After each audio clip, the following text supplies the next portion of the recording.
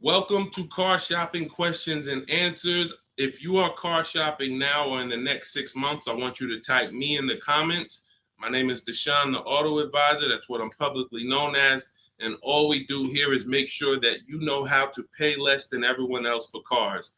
I'm very big on that. We spent the last 3 years helping people do this. And I spent 14 years in the car business before I started this. So I want you to start typing your questions. It's very important that when you're on this broadcast, you are locked in.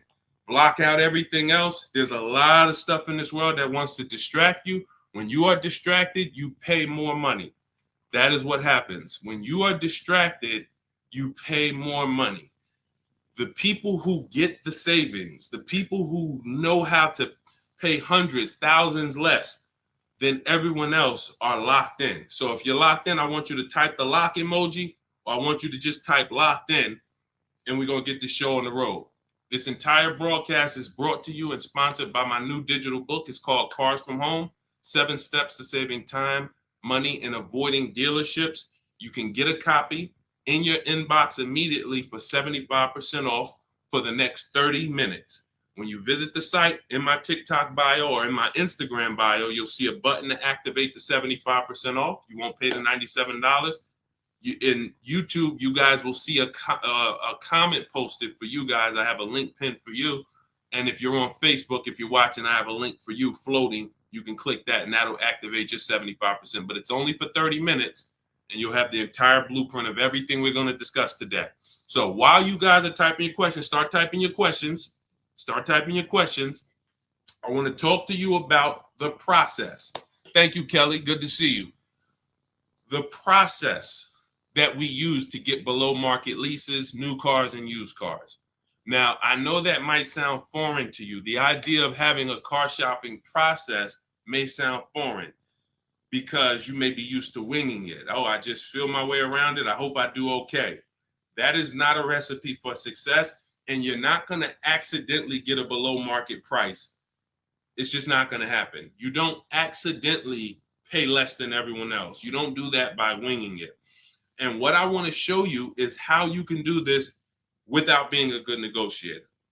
So we use a 7-step process. That's why my book is called Cars from Home. You can already hear our process is at home. Who likes being at home? Hit the like button if you would rather spend time shopping at home than in a dealership. Hit the like button. Our process is called Cars from Home for a reason. All of your leverage, all of your control is from home. There is no power in the dealership. That's why the only time we're in the dealership is to look at cars, to test drive, and to go home. That is what we are there for. To look at cars, test drive, go home. We are never there to buy or negotiate because you have no leverage in the car dealership. So all of you, if you're like Deshone, I'm glad. Like, I hate being in car dealerships. You're going to love what we talk about over the next hour if you lock in. If you lock in. Again, if you're locked in, I want you to type the lock emoji, or I want you to type locked in, because I only want to talk to the people. I'm only talking to you. There's tons of people that's going to come through this broadcast. They know they're buying cars this week, this month, next month. They just going to wing their way through it, and they can't lock in. And I pray that we can get them to lock in so that they can see. Because listen, watch this. What y'all going to see me sharing throughout this whole show is really the people who've been locked in before you guys.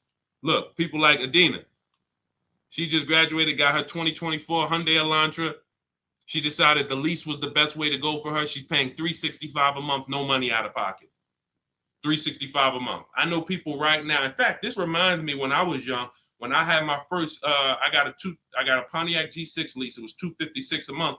A friend of mine bought a car just like this, a Toyota Corolla. They were paying $500 a month. So you talk about 365, 500 and change. These are major. And now to buy a Toyota Corolla will probably be more like close to the $600 a month to buy a new one. So we're going to talk a lot about our structure here. So let's get into it. Dolan, I see we getting questions, but let me, as we get the questions, let me, matter of fact, let's go. We'll start with the questions. No, bring it up. Because as quick as people type questions, I'll get to them. So this one's from TikTok. I practice what you preach. lease and get the lowest payment and under warranty, it's great. I stay there all day at the dealership until I get my price. See, now that's the only part. I love the first part of what you said. The second part, we don't do. And I'm going to tell you why. You don't know what the bottom is. Every dealership's bottom is different. And what they want you to do is they want you to think, again, if this is your first time on a live with me, I want you to type the number 1. Type the number 1 if this is your first time ever on a live stream with me, with us, first time. You may not be familiar with what we teach here. So let's get this out of the way. I don't spend time in car dealerships, and I teach people not to. I'm going to tell you why. Welcome, Kellyanne. Okay, welcome. You came in giving gifts, and I appreciate you. So check this out. Here's why you never want to be in a car dealership negotiating. You don't know what the bottom is. Every dealership's bottom is different. I know they may have told you every Nissan dealer is the same. It's like the Apple store. So just go to whichever one's closest. That's not true. Every dealership is independently owned and operated. They're an independent franchise and they're competing. That is what dealerships do. So here's the dangerous part. Here's the dangerous part about negotiating with one dealer. So you take somebody who, what do y'all think is a good, let's just say, right? Example. Let's take a car that is $40,000 car. What do you think a good discount would be on that? What do you think a discount where you'd be like, okay, I think that feels right. Let's throw out some numbers. I told you, stay by your keyboard, y'all. Let's go. Let me talk to people that's locked in. You're looking at a $40,000 car. What do you think a good discount is on that? Good discount. Just throw a number out there. Some people don't know. 35, okay. $5,000 off. Okay. We'll get to you, Theo. I see you. Okay. $5,000 off. Okay. Let's go. Kelly Jean, you locked in today. I'm okay. $2,000 off. Okay, Atlanta lawyer. Okay. Now watch this. So somebody said 2,000 off. Somebody said 5,000 off. Watch this. Now Tiffany gets a $40,000 vehicle. Look, MSRP was $44,820. She got $6,538, $30 off. Now let me tell you how she guarantees that's the best deal. Multiple offers. If you're in a dealership where the market price of the vehicle is everyone's charging $5,000 over sticker, $3,000 over sticker, $8,000 over sticker, then maybe a $2,000 discount is the best in the market. But there's no way for you to know that without multiple offers. Like, look at Eddie. Eddie's shopping for a Toyota. He bought it. This was last year. He bought it and he said, look, I went with the perfect purchase route, which is a strategy I teach. 2023 Toyota Camry hybrid with all the bells and whistles. Initial quotes were over 10,000 over MSRP. So if any of you are familiar with this vehicle, the Toyota Camry hybrid, dealers were charging people ridiculous money, and they still are. He ends up getting a $2,086 discount after he looked at multiple offers. That is the name of the game. You can't, because now let me show you a little bit more of why we must get multiple offers. You can't feel for the bottom. Look at this. When you look at somebody like Kimberly shop, she gets a matter of fact, oh no, we just had somebody I want to share with y'all because she saved more money than anyone else I've ever seen. Did I bring her deal in here? Did I bring her deal in here? Hold on one second. Yes, I did. So this is Milligan. This was last week. It was a couple days ago. She gets a 2024 Mercedes EQE. It has a $79,000 list price. $79,000 list price. Now, if she would have went in there and said, well, I'm just going to negotiate my way in, and I'm just going to, let's say she got $8,000 off, $10,000 off. Who would feel like that was a good deal? You go in, you're looking at a $79,000 Mercedes. You know, does your gut tell you that's a good deal, or you want more? 10,000 off. Let's say 15. 15 off. And is that a good deal? Come on, tap in with me, y'all. Talk to me. Talk to me. I want y'all to know, because we don't do. I want y'all to know that I'm conservative with what I'm about to tell you. But I need you to hammer this point into your head that negotiating with a dealer is a losing battle when you're negotiating in there. So all right. So Jimmy said yes. I see you. Kelly said yes. 15 grand sounds like a good discount. I would feel good about that. Milligan paid $56,000. If you're on YouTube and if you're on Instagram, you can see it on the screen. She sent me her paperwork. This is what I do. So this is literally, people send me their deals. People who I work with around the country, whether you have my book, whether you're in my program, people send me their deals all the time. She paid 50. She saved almost $30,000 on this vehicle. Brand new vehicle. So what does that tell you? Had you gone in there and agreed to a $15,000 discount, you would have left thinking you did okay, which is the point I want to make before we wrap this question up. The name of the game with car sales, and I did this for 14 years, is not that you win. It's to make you think you won. The name of the game with car sales is to make you think you won. It is a psychological game that when you're negotiating one-on-one with dealers, it's impossible for you to you can't win. So when you step outside and you start to sit back like we do and shop from home, and you learn how to look at the market the way I teach, the way you're going to learn, the more you tap in here, you will understand that your money and your leverage is at home, putting dealers against each other. Not going into one dealer and saying, okay, how much can you take off? Okay, who got that? Type $ if that point makes sense. You cannot feel for the bottom. You cannot say, oh, okay, that sounds good. 3,000 off. That sounds good. 10,000 off. That sounds good. 20,000 off. You can't say that on any vehicle. Now, sometimes your best discount in the market is 8,000. Sometimes your best discount is, like you saw Tiffany a little while ago, 6,000, 6,500. But the only way you can guarantee that that's the best offer in the market is to be at home looking at 5 to 7 offers. And in my book, I teach a strategy called the 25 to 5, where we connect with 25 dealers online, and it literally takes us 20 minutes. I have all email scripts that you send. There's no talking. We use this for new cars and leases. And literally, you will get 5 quotes. That 25 to 5 get you 5 to 7 written offers so that you can see what the market is. And you're going to be amazed to see that the best offer to the worst offer is so far apart. When you're looking at these 5 to 7 offers, you're going to be like, wow, how could these dealers be so different? Because 80% of them are overpriced. So when someone tells you, hey, Tiffany, that's my best offer. Hey, Taryn, that's my best offer. Barbara, Ken, my best offer. They may not be lying to you. That's their best offer. We need their competition's best offer. And that's how we make sure we guarantee the bottom price. If Milligan would have settled for $15,000 off, she would have left another $13,000 on the table. We can't leave that kind of money on the table. Okay?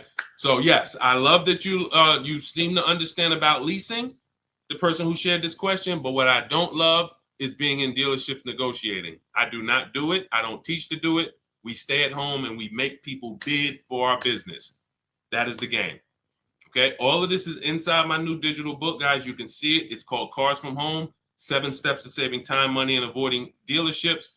And you can see, Josh, I have a support email everywhere. You can see it on my screen. Every time I do a live, I have a support email. When you purchase the book, literally on the thank you page, as soon as you pay, as soon as you get your 75% off, it literally says, screenshot this page.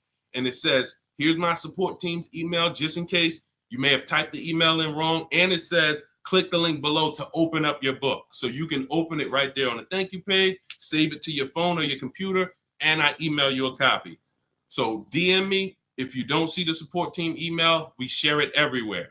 We share it everywhere. I don't want to share it here live publicly, but DM me and we'll share it. We'll share it so you can have it.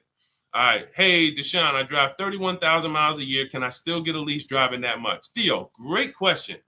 So let's talk to high mileage drivers. If you drive more than 18,000 miles a year, I want you to type HM for high mileage. Now, here's what's important for you to understand. And what I love about the way you ask this question, Theo, is you're asking to understand. You're not asking with assuming an answer. So check this out. If you drive 18,000, all right, I see you high mileage drivers. If you drive 18, I see you Toussaint. You have to think about something other people don't. This is how vehicles normally lose value. This is what I call the unseen expense. You must understand this. This is what I call car buying 101, depreciation. So the people who don't understand leasing or who tell you not to lease, they don't understand depreciation.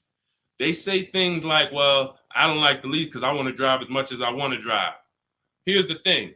You pay for your usage whether you buy or lease. Give you an example. Let's say you buy a vehicle today for $40,000. What's that vehicle worth in 1 year, everybody? Let me ask you. Throw a number out. You buy a vehicle today for $40,000. What is it worth in 1 year? Average miles driven, 12,000 miles per year. What is that vehicle worth? Is it still worth 40? Is it still worth 40? No. Right, exactly. 33. Let's go. Let's go. Shout out to the people that's not distracted. 33. Look. So now that's a good estimate. You look and you say, all right, that's 40. This is 33. That's 1 year of time I lost $7,000.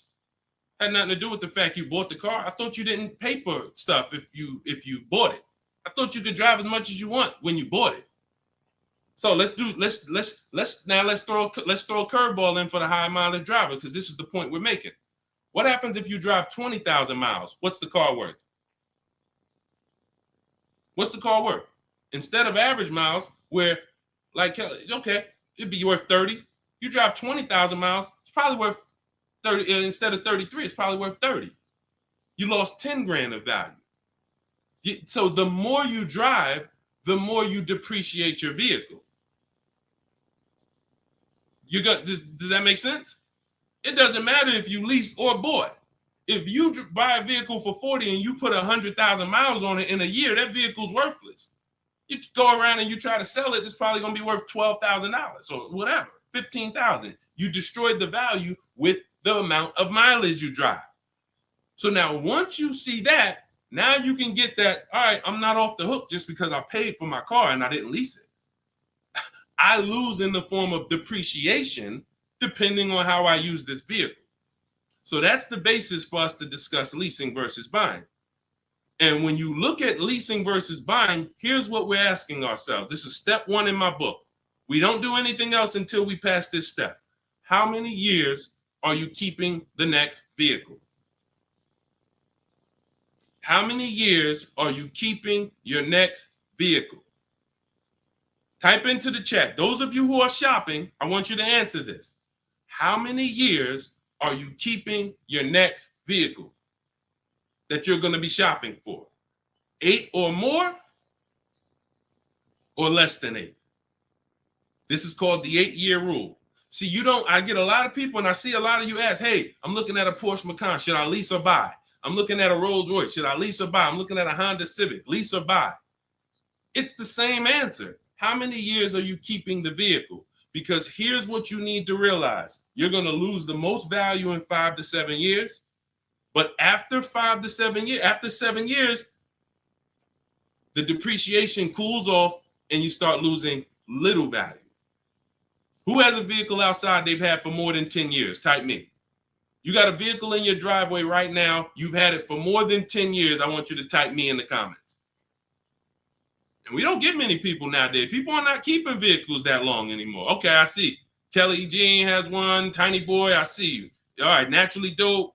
Okay. If you got a vehicle right now in your driveway, you've had it for more than 10 years, type me. Okay, I see you, just be you. All right. All right. These are called long-term. Look, been 18 years next month, naturally dope.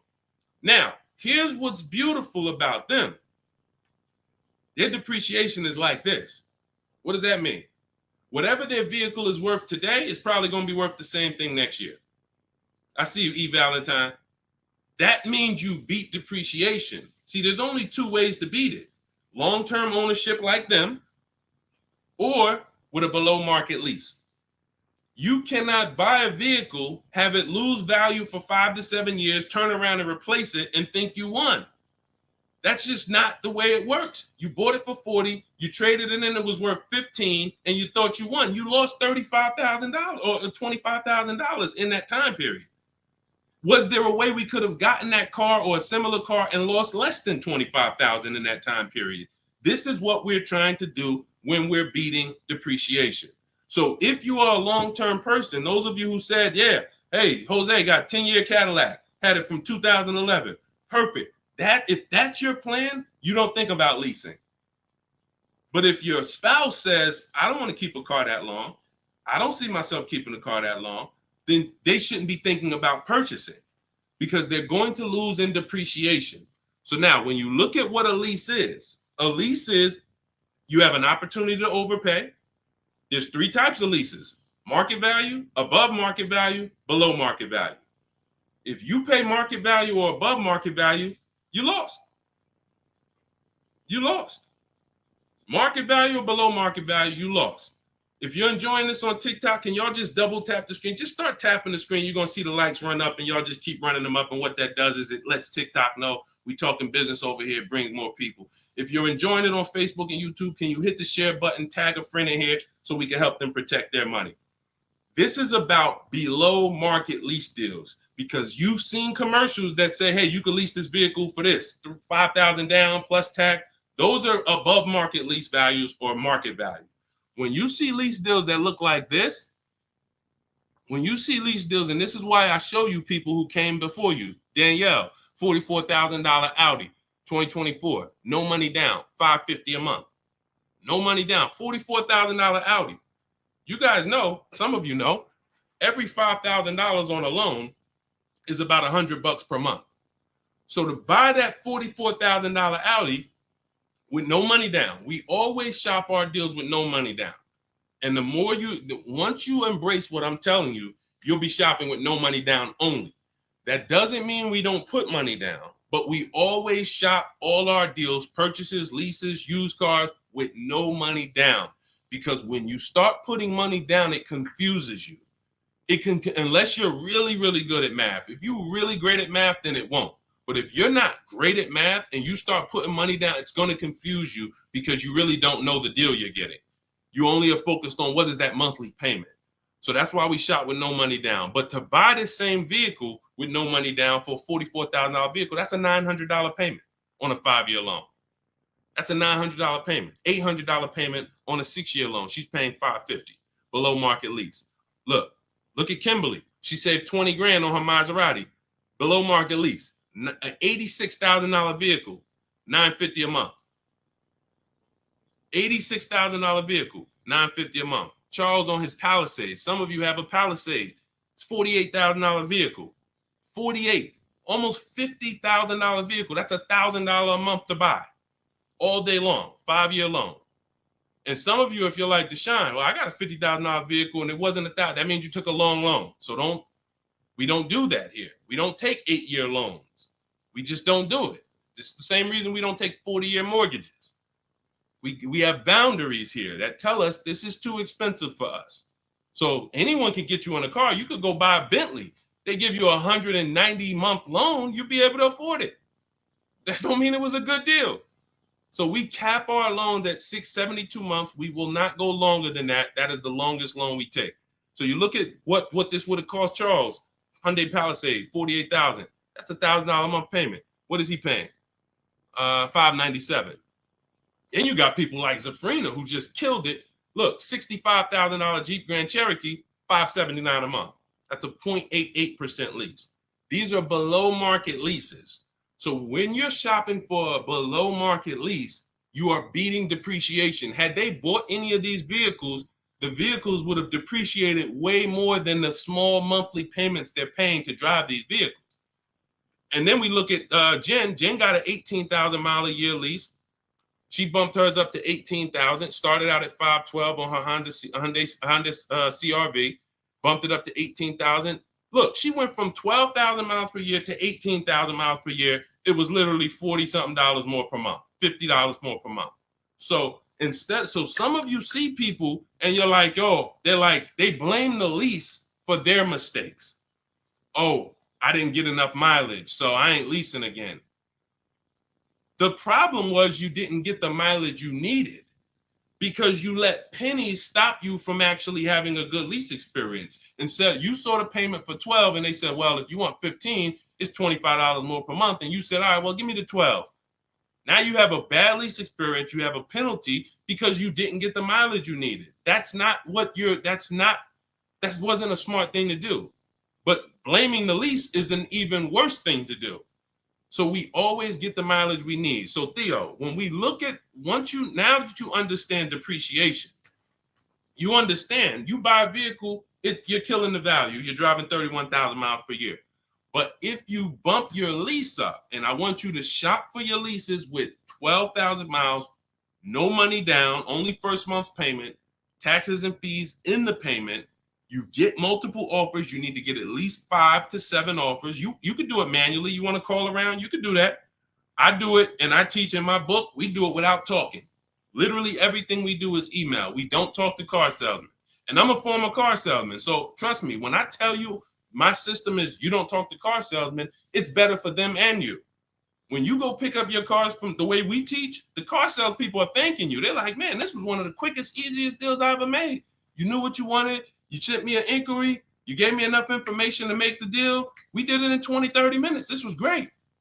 I would never develop a system that would make car sales people work hard. It's easy. They love what we do. But at the same time, you got to find the right dealers. And you got to understand, all right, I have to shop with 12,000 miles per year first, and then let me get my best offers. You know, we teach something called the 1.5% rule. We divide the monthly payment into the MSRP. In my book, I have a calculator that does this for you. So literally, when you get my book, 75% off in my TikTok bio, 30 minutes, Instagram bio, 30 minutes, YouTube comments, Facebook comments, you see the link floating. You got 30 minutes to get the book for 75% off, so you won't pay $97. In there, I have calculated, you put your lease quotes into, and it literally spits out which one is the best, and it spits out counter offers that we email back to them. So once you do that, you find your best deal. Is it 1%? Is it less than 1% like Zafrina's? Is it 1.2, 1. As long as it's under 1.5, out of all your offers, you need to have 5 to 7 offers. If it's under 1.5, now you got good value. And now you ask them to adjust it up to 31,000 miles per year. You can absolutely do a high mileage lease. And you are going to spend less if you're a short-term driver. So I told you guys, if you were on the stream the other day, I talked about the guy that came in. He's the one taught me this, a customer. When I worked at Hyundai, I was a manager for a little bit. He came in, he had a high mileage lease on a Hyundai Sonata. I had never seen it. He had 72,000 miles on the car. And I was like, hey, you leased this? He said, yeah, I always lease. I'm in sales. He said, I used to buy my cars. I would always have negative equity. I had to do big down payments. I hated it. I started doing just a high mileage lease. He was only paying like $150 a month more than the normal lease for 25,000 miles a year. So instead of coming in with $10,000 or $12,000 of negative equity because he put so many miles on the car, he pays $150 more, drives as much as he wants to drive, comes back every 3 years, gets a new vehicle. He's not tying up money in these vehicles. Now, for those of you who are going to be long-term, like the people who we just shouted out about 8, 9, 10 minutes ago, that is the deal. You do not lease. You're going to buy, keep that vehicle until the wheels fall off. That's the win. But if you're not keeping your vehicles 8 years, you're overspending by thousands of dollars not leasing. And we prove that over and over and over and over here. I want you to get from being stuck in the middle, either get to the lease side or get to the long-term owner side. Get out of the middle. That's where the depreciation hits are. That's where you lose in resale. That's where you overspend by thousands, and I need you out of there. Okay, that's a great question, Theo. Great question. Go ahead, Dolan. Let's shoot the next one in. Keep typing your questions, y'all. Could y'all keep tapping the screen on TikTok and keep running the likes up? Every time you hear something you like, either hit the like button or the share button. If you're like, man, you know what? Because at the end of the day, look, it's only a couple people that help us move this mission forward. I appreciate it. There's a couple. I love the people who tap in, but I really appreciate the people who share, tell their friends. I see you. Okay? I see you, and I appreciate it. Let's go.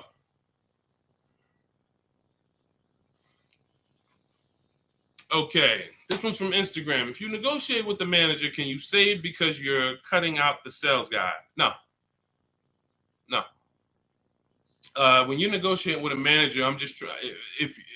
If I didn't have my way of doing it totally online by email, then I would be calling sales managers, and I'd only be dealing with sales managers.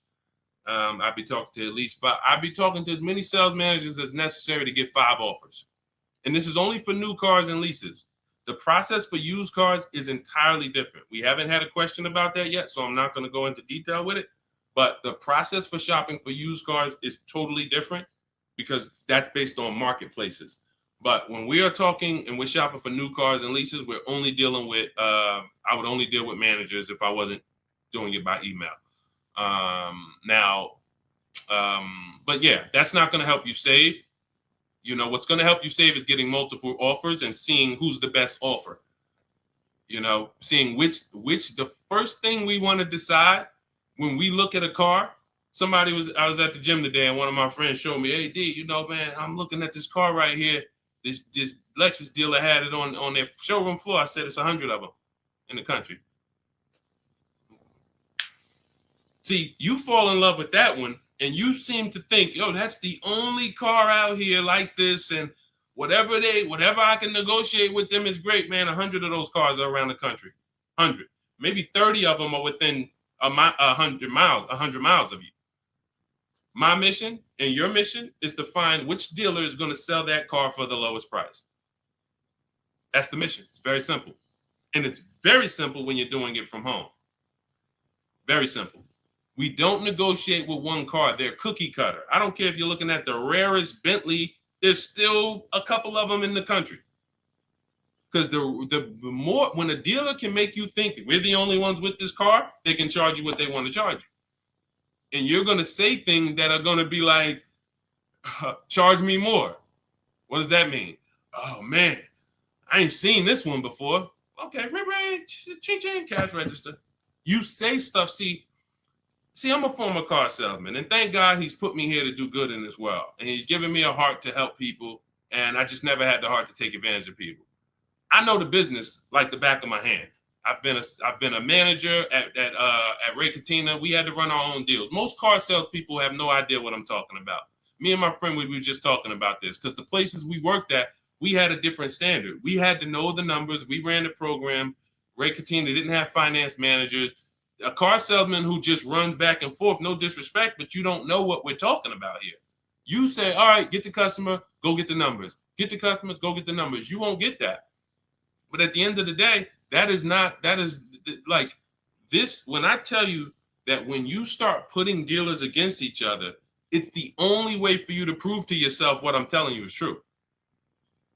I can show you people all day long. I can show you Jen. I can show you Rosalie. I can show you these people ain't me. These people wasn't in the car business for 14 years. Ansley, look, got his car in 2 days. Look, he said, I started the process Saturday, made the deal Monday.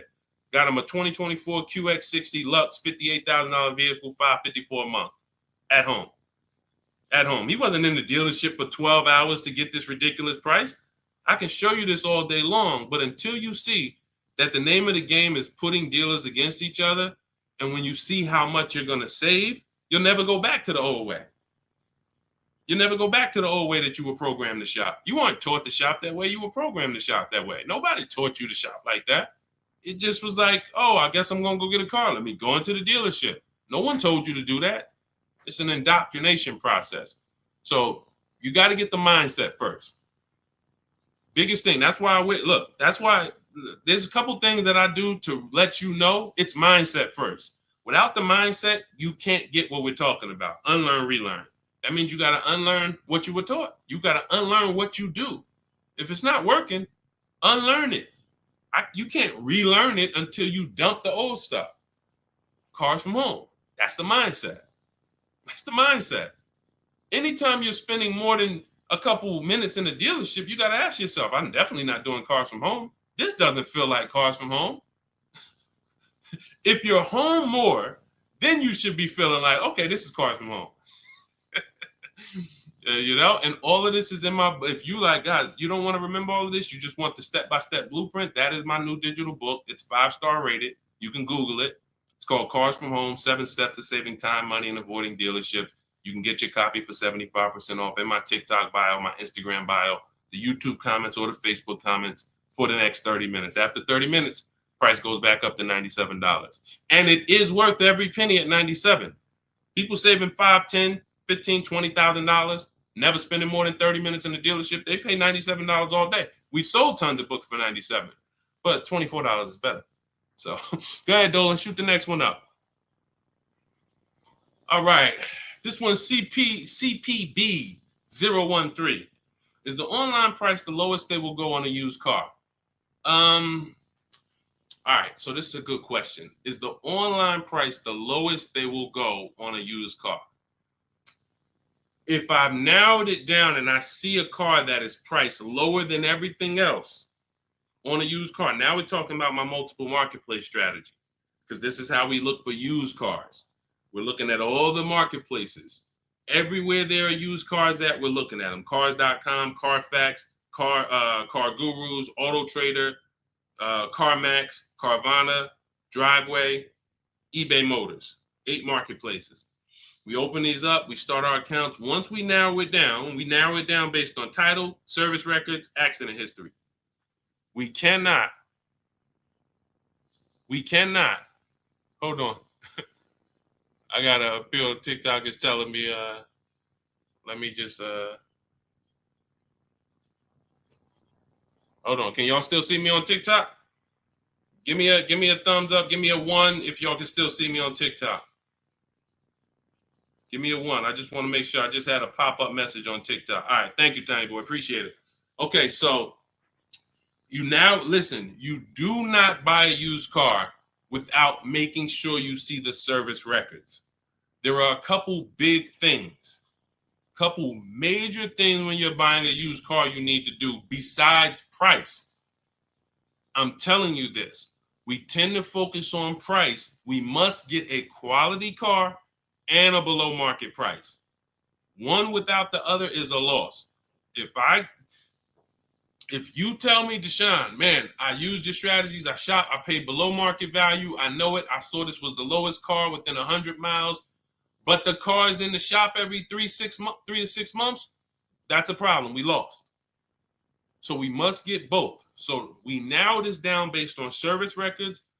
As of right now, Carfax is the only one I know that shows service records. So now you can pull this and you can use this on your actual, you can use this as a last case when you narrow it down. Now in my book, it's only one strategy I don't share publicly. It's my secret strategy to get free Carfaxes. I share everything else, but that's my secret sauce. So that's in my book. I'm not going to do that here. And I'm going to tell you why. One Carfax covers the price of the book. So, those of you who want my secret strategy on getting free Carfaxes, that's in my book. But once we get the Carfax, we can see the service records. If the service records aren't consistent, do not buy the car. That's my recommendation. I don't care how good it looks. I don't care if he tells you, hey, I used to change the oil. I changed it myself. Without proper service records, the engine could go before it was supposed to go. The transmission could go before it was supposed to go. Like, this is literally the worst thing you can do. And you don't want that. Okay, let that be a deal breaker. No service records, deal breaker. So another thing you do is you type the vehicle into Google. If you're looking at a 2017 Kia Optima, what you do is you type in 2017 Kia Optima reliability. Skim the articles. Just skim the first page. It don't take you 5 minutes. Look for any red flags. Owners report electric issues. This vehicle has less than average reliability. Once you skim that and you see you're either going to eliminate that vehicle or it's going to pass, after you do that, I want you to type in 2017 Kia Optima longevity. Now you're going to see websites that look at engines and transmissions and what owners say in the long term. And it'll say these vehicles may last 200 to 300,000 miles. This is how you get quality. Again, you cannot get a great price and then not a quality vehicle. It's a loss. We got tons of people, you may have had that issue. You felt like you were doing good, and then all of a sudden your car's having problems. Whatever price you paid for it doesn't matter. The car's having problems. So this is how we prevent that to the best of our ability. So you type in longevity, you may see owners report transmission issues at 80, 90,000 miles. If you're looking at a vehicle with 70,000 miles, isn't that important? Type dollar sign if you understand. If you're looking at a used car and it has 60,000 miles, you do that quick search I just said, and it says owners report transmission issues at 80, 90,000 miles. Wouldn't you want to know that? Quick search. This is 10 minutes to say this is free. Free things that take no time, that save you thousands of dollars and headaches and money and all of this. So now, once that's happening, we look at the prices. Now we look and say, all right, is this the lowest price on the market? All right.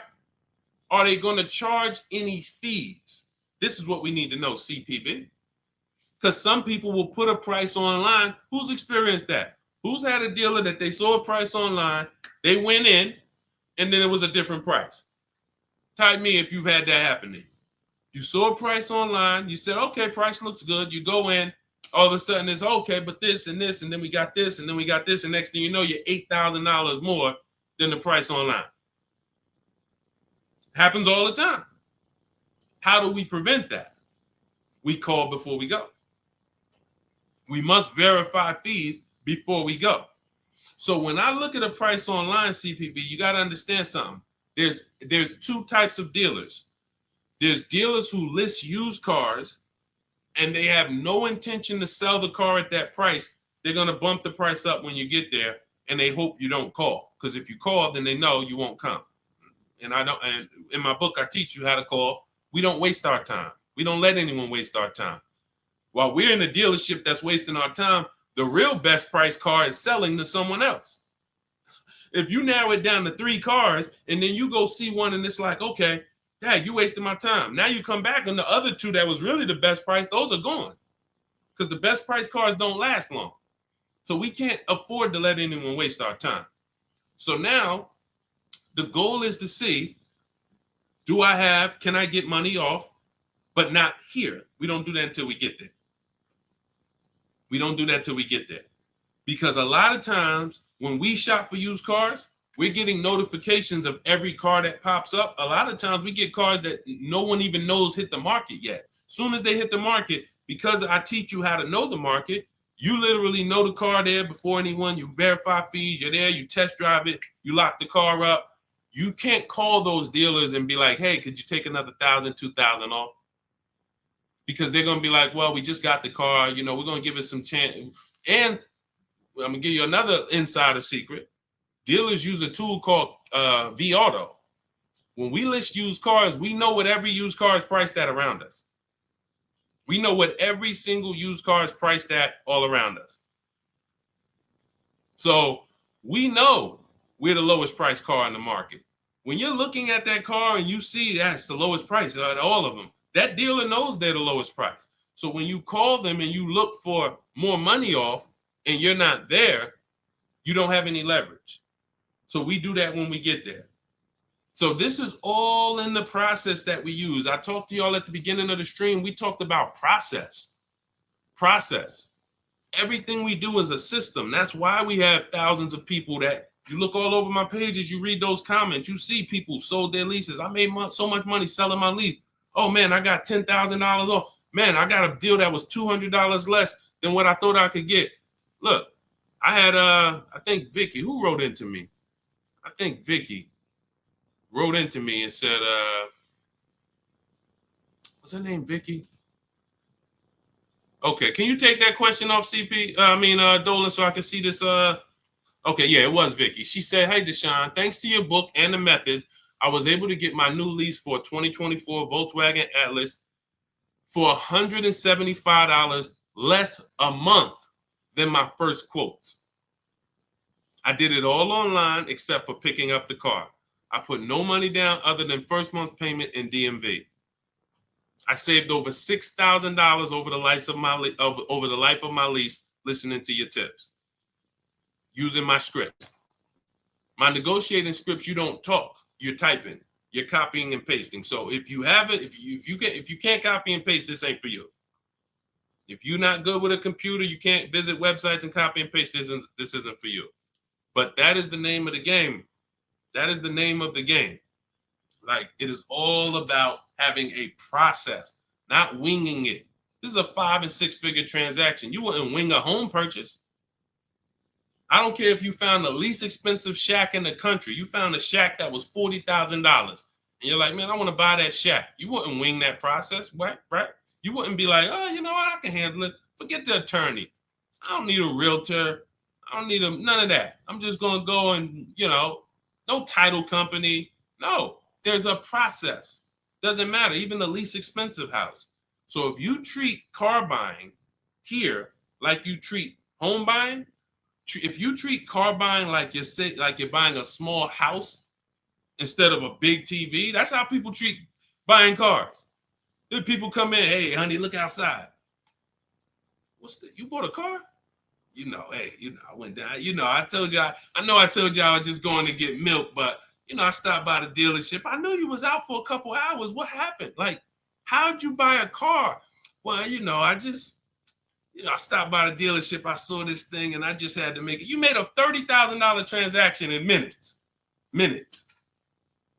It's like it's a big TV, like you bought a 90-inch TV home. Look, honey, but I got a car, something that costs $50,000. I did it in a couple hours.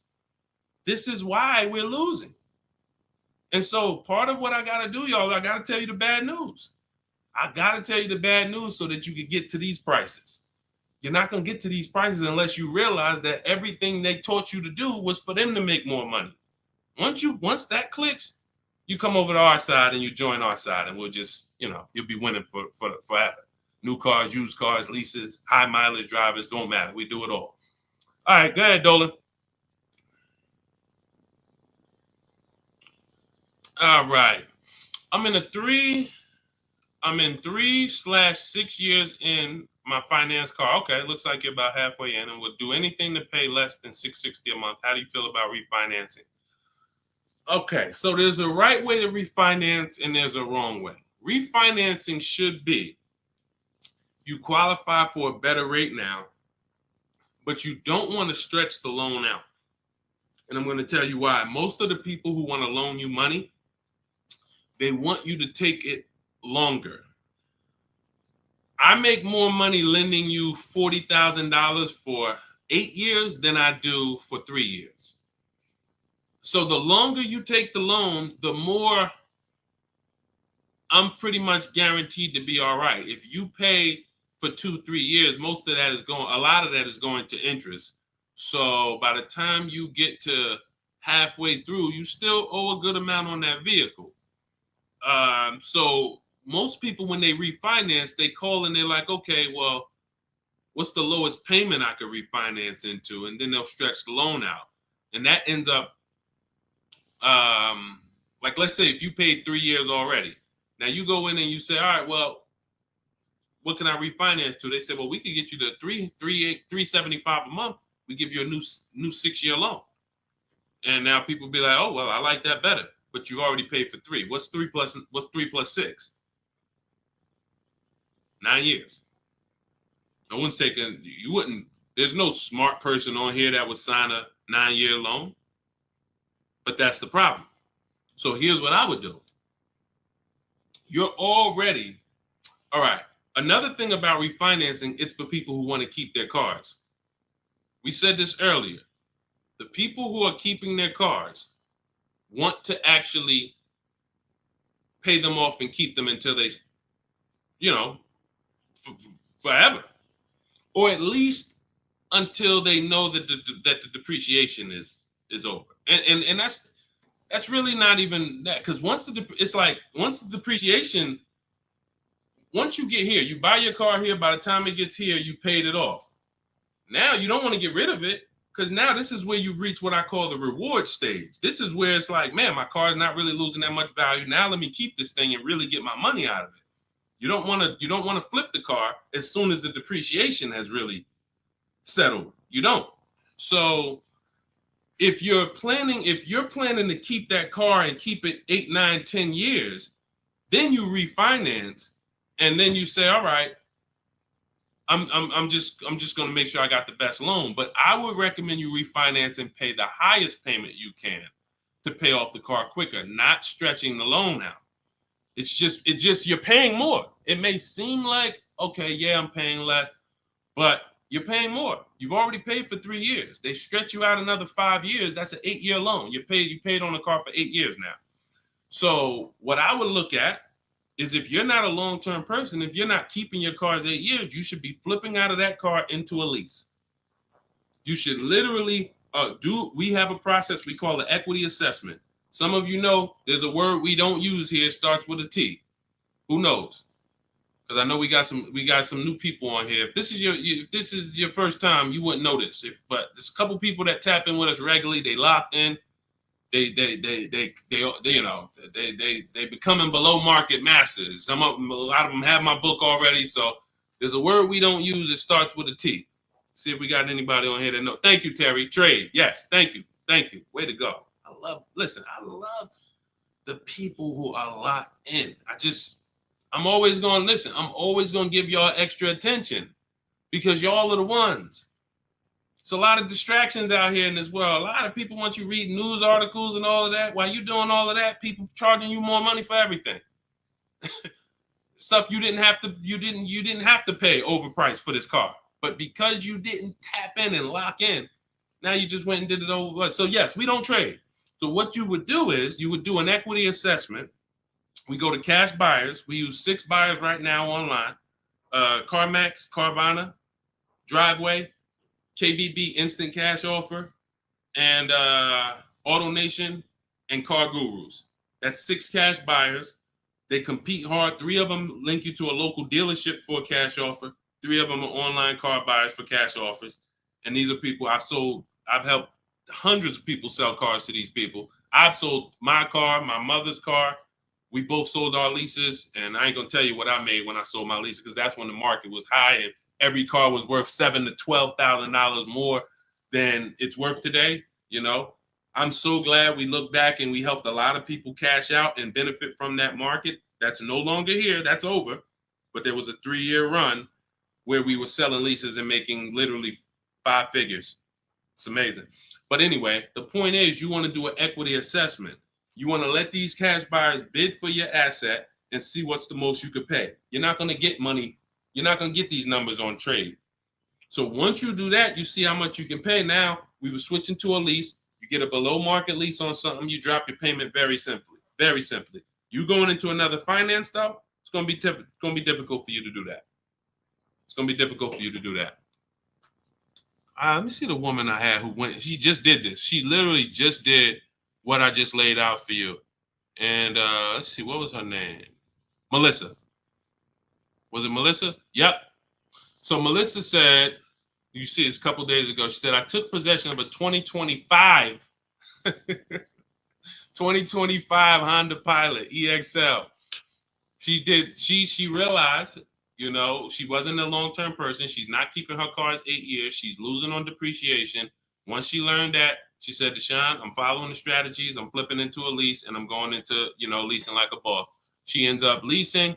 She now gets her equity assessment done. She finds out she has $12,000 of equity in her old car. $12,000 of equity in her old car. Now, after she does her equity assessment, she says, all right, let me get my offers for my Honda. Let me see the dealer that's going to sell it to me for the lowest price. If you're on YouTube, if you're on Instagram, you can see this.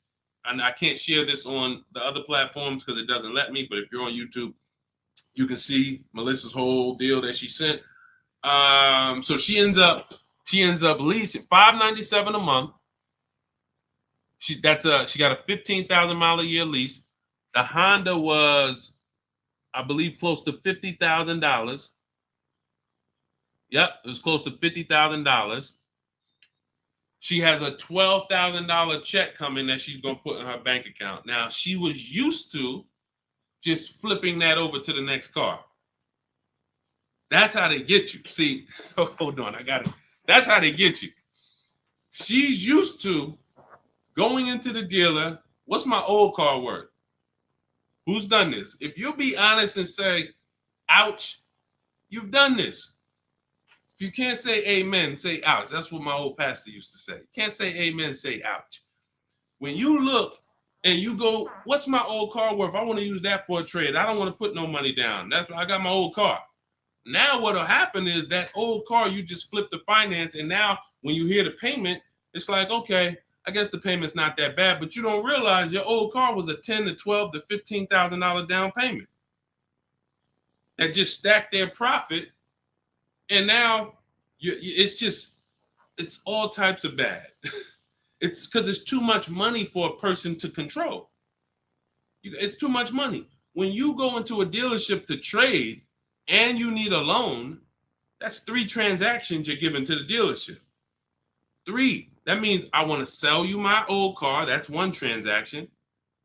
And instead of me making people bid for my old car, I'm just going to give it to you. I'm going to just have you be my only offer. Even though I know, well, you don't know, that's why you're not doing it. Even though there's tons of other companies who want to compete to say, hey, wait, we'll pay more than that. We'll pay more. They're giving you 10 for the trade. We'll give you 13. We'll give you 12. Like, you don't know these people exist. So you're now giving that to the dealer. Now you say, and I need a loan. You don't realize there's banks and credit unions that want to compete all around you. Hey, we could do a better rate than that. We could do a better rate than that. In my book, I teach something called the bank bidding war, where we have all of these people bid for our loan, and it doesn't affect our credit. There's a particular way we do this. It's a bank bidding war. They give you a window to shop. Now, you can't let dealers run your credit and just run you, that's different. I'm talking you rate shopping. But you're giving that transaction to the dealer without shopping it. And then you're buying a car from them, even though there's other dealers who have the exact same car that you're not getting prices from. That will sell you the car for $3,000 less, $5,000 less, $8,000 less, $15,000 less. You won't know that because you're just dealing with this one person. So that is what happens most of the time. That's why when you step into our way, you see it's totally different. You can't even mix what we do here with how y'all do it. You can't. It's oil and water. So that's how Melissa did it. The same way I just told you to do it. She said, you know what? I'm not buying these cars anymore. I'm not keeping them 8 years. If I'm keeping a car 8 years, then I'll shop to buy again. Again, for those of you who just came on the stream, if you are keeping your car more than 8 years, your next car, you shop for a purchase. New car, used car, purchase. But if you cannot tell me 100% you are keeping the car 8 years, you should be shopping for a lease. It's not even close. The prices paid, the quality of vehicles driven, as long as you're getting the right mileage you need, it's the best thing ever. New cars, and we're paying cents on the dollar compared to everyone else. But you have to bid these out. Can't walk into a dealer and say, hey, work me a lease out. You're never going to get these prices. Never. Go ahead, Dolan. Next question. All of this, for those of you who like Deshone, listen, I love what I'm hearing, man. It's no way I'm going to remember all of this. You get that's all. This is all in my blueprint. I'm not winging any of this. Everything I'm teaching is out of my step-by-step book. It's a digital book. It's called Cars from Home, 7 Steps to Saving Time, Money, and Avoiding Dealerships. You can get your copy for 75% off for the next 30 minutes. Now, if you visited the website already and the timer started, that means once that timer hits 0, it's not, you don't get 75% off. It goes back up to $97. So you won't get the $24 price. But if you get there before the timer hits 0, in my TikTok bio, in my Instagram bio, you can get your 75% off. It'll be in your inbox before we even end the stream. It'll be in your inbox in 5 minutes. Now, also, we have a link in the YouTube comments pinned for you to activate your 75% off, as well as a link floating on Facebook or in the comments for you to activate your 75% off. But once you get your book, I want you to screenshot the thank you page. One, it says right here, click below to open your book. So you can open the book and save it to your phone or your email right there. But then I also email you a copy. But sometimes you type your email in wrong. We have a great email system. We've delivered over 10,000 books, but we can't send a book to the wrong email. And that's what usually happens. So I want you to screenshot that page so you'll have my support team's email. And depending on where you're watching, you'll see the support email on the screen. But this is only for book delivery. This is not for questions. I don't do questions through email. All right. Jimmy, thanks. Just got the book. Can't wait to read and learn how to get a great deal on my next car. Congratulations. Use it, win. Follow it step by step. Don't change a thing. It's like McDonald's. I promise you. The reason why we have hundreds of people, I've worked with 2,000 people personally, and we probably got thousands of people that I don't even know about. Hundreds that have written me, text, DM me, emailed me. But I know we have thousands of people who've used our strategies to get below market prices and enjoy the car shopping process. Like, enjoy. How about that? How about, yeah, great to pay below market prices, great to save thousands of dollars. How about enjoying something, enjoying a process of something that you're about to spend 5 or 6 figures on? Not like, oh, just get me out of here. I've had people who I've seen them. I see them at the dealership when I was in there. They can't wait to get it over with. Oh, I hate this. It's a shame. It's a shame. We enjoy car shopping. When you're in control, when you're making people bid for your business, when you see companies, banks, dealerships fighting in your inbox, hey, look at my offer. Look, hey, can we anything we can do? When you feel like that, you see you are the prize. You see, you're the prize. Your business is the prize. The way we shop, we're the prize. You know, the way you've been taught to shop, you're begging. You're just begging. Come on, can you take off another 1,000? Come on, you really gonna lose a deal over, $20 a month? Come on, I know you could do better than that. You're begging. Mm-mm. Mm-mm. Yeah, congratulations, Jimmy. Keep me posted and make sure you email me your deal when you get it. I can't wait to see it. Go ahead, Dolan. Got a time for a couple more. All right, let's get through as many as we can. Let's go. Just be you. What's average credit score you need for a good lease with no down payment? I would say I like to see people around 670, 660. Depends on the vehicle you're shopping for. Now, there's some vehicles that won't let you be their first lease. If you've never had a car loan, you need to have a car loan. Mercedes was big on that. They wanted you to have a car loan or lease prior to them. But usually a 680 can get you approved tier 1 for most vehicles that I've seen. Now, it's not all about credit score. It is. I have something in my book I call, it's called, leasing and credit. And what I tell you is it's about profile. It's more about profile than just score. Profile is like nothing gets you approved for a lease like a paid car. If you paid on time for a car you have now, even with a 640 score, if they look at you and see, wait, well, she's never missed a payment on her car in the last 5 years.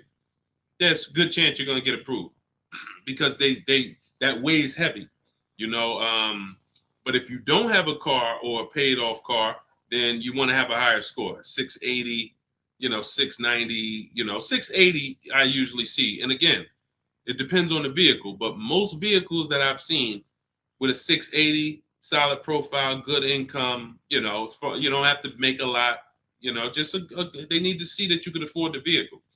That's just fine. Yeah, that's just fine. And look, if you're not ready to get a lease yet, then you should be setting yourself up to get a lease. You should be setting yourself up. No, thank you, baby. You should be setting yourself up to get a lease. What does that mean? If you don't have the credit to lease right now, the last thing you want to do is go get let me tell you what people do. Can't sacrifice. Can't sacrifice. You don't have the credit, but you want to drive the nice vehicle.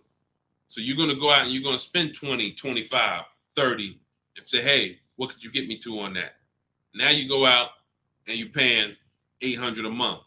Now, you're already slightly shaky in your payment history.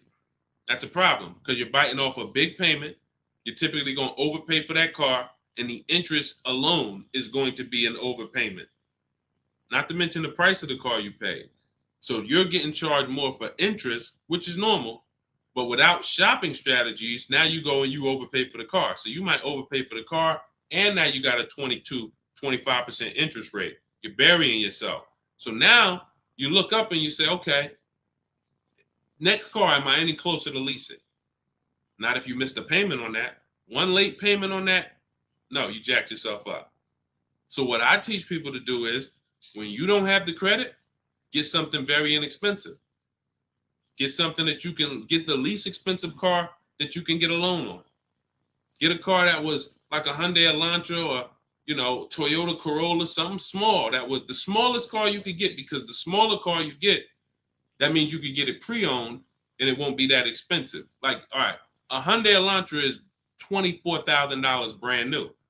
That means I could get, if I wanted to spend 10 grand on one, I should be able to get one that's like 7 years old, 8 years old. It's only 24,000 new. I shouldn't have to, but if I'm looking at a car that was 50,000 brand new and I want to spend 10 grand, then, I'm going to get a 10-year-old one with 100,000 miles. So we want to get the least expensive car, the smallest car, no frills car, just to have a payment history. Build that payment history, $250 a month, pay them, work on your credit. Now in 18 months, you go and you flip to a lease. 18 months, 2 years, you go and pull up in a brand new car. The people going to look and say, oh, man, I ain't realized, man, I saw you pull up in that old thing, and I was like, man, what's she doing driving that? But you ain't know, this is a plan. This is a strategy. I'm not going to go and bite off a expensive car. What I need to, I need the nicest car, knowing that my credit isn't there yet. I'm going to sacrifice now for 2 years, get a car with a low payment, make sure it's reliable. I call this a smart car. It stands for saving money at the right time. And then in 2 years, I'm flipping into a brand new lease because I worked my plan. But that's a plan. How many people I saw with bad credit driving Dodge Chargers? I look at what they paying and it's like, yo, dog, this is a horrible deal. Why'd you do this? You couldn't just sacrifice. You already make the money. You could have bought a less expensive car, fixed your credit, and in 2 years you've been driving a new Dodge Charger with, leasing it. Like these are the things that I tell people with bad credit, because it's a real financial, you need a plan. You need a plan. So good question though, just be you. All right, go ahead, Dolan. Send one more in. Let's go. Everybody getting value. If you're getting value out of the stream, type dollar signs. Type dollar signs. This is what we do over here. I see y'all running the likes up on TikTok. Shout out to everybody tapping the screen. Appreciate y'all. Queen Daphne, I was leasing for 20 years and I bought this last car. I have 76,000 miles on it in 4 years. Now I want to get a new one. See, you're a lease person. So you shouldn't, you're a lease person. You should be leasing, getting yourself, if you have in 4 years, 76,000 miles, that's about, it's probably about 18,000 miles a year. Look, here's the thing. Look at Jen. If you didn't see Queen Daphne, I shared Jen's deal earlier. Look at Jen. She got the exact lease you need. Look, finalized my deal this evening. Honda CR-V hybrid, very popular vehicle. 39,155, 512 a month at 12K. We always shop 12K with no money down. It was a 512 a month payment. That's a 1.3% lease. 512 on a $39,000 vehicle. So now once we shop our deals for 12, that's when we adjust with the dealer who wins the bid. Whatever dealer wins the bid, now we adjust the mileage with them. We customize it with them. So she said, okay, she told the dealer she wanted 18,000 miles per year. It went from 512 to 563 a month. That's it. Literally. $50 more a month. And she's driving 18,000 miles per year. $50 more. That's what people don't do. They take the 12, $50 more a month times 36, that's $1,800. $1,800. $1,800 over a 3-year period. $50 more per month. She gets what she needs instead of a person who says, well, I really needed 18, but I got 12. So you got 6,000 less miles than you need. Multiply that by 3 years. That's 18,000 miles over you're going to go. At 25 cents per mile, you're going to be charged. 18,000 miles over at 25 cents per mile is $4,500 penalty. This is what we call penny wise, dollar foolish. Penny wise, dollar foolish. I'm going to pay $4,500 at the end to avoid paying $1,800 over 3 years. Y'all understand? You understand? It's always about getting the mileage you need. It's always less expensive to get the mileage you need because people think they can avoid that. They think, some of it is the dealer's fault and some of it is the person's fault. The dealer may lie to them and say, hey, if you go over mileage, don't care, just come back and we'll get you out of it. They're just rolling that $4,500 penalty over to the next car and burying it and stretching it out. That doesn't go away. You cannot, because you know why the dealer has no control over this? Because the dealer has nothing to do with that. It's the bank's vehicle.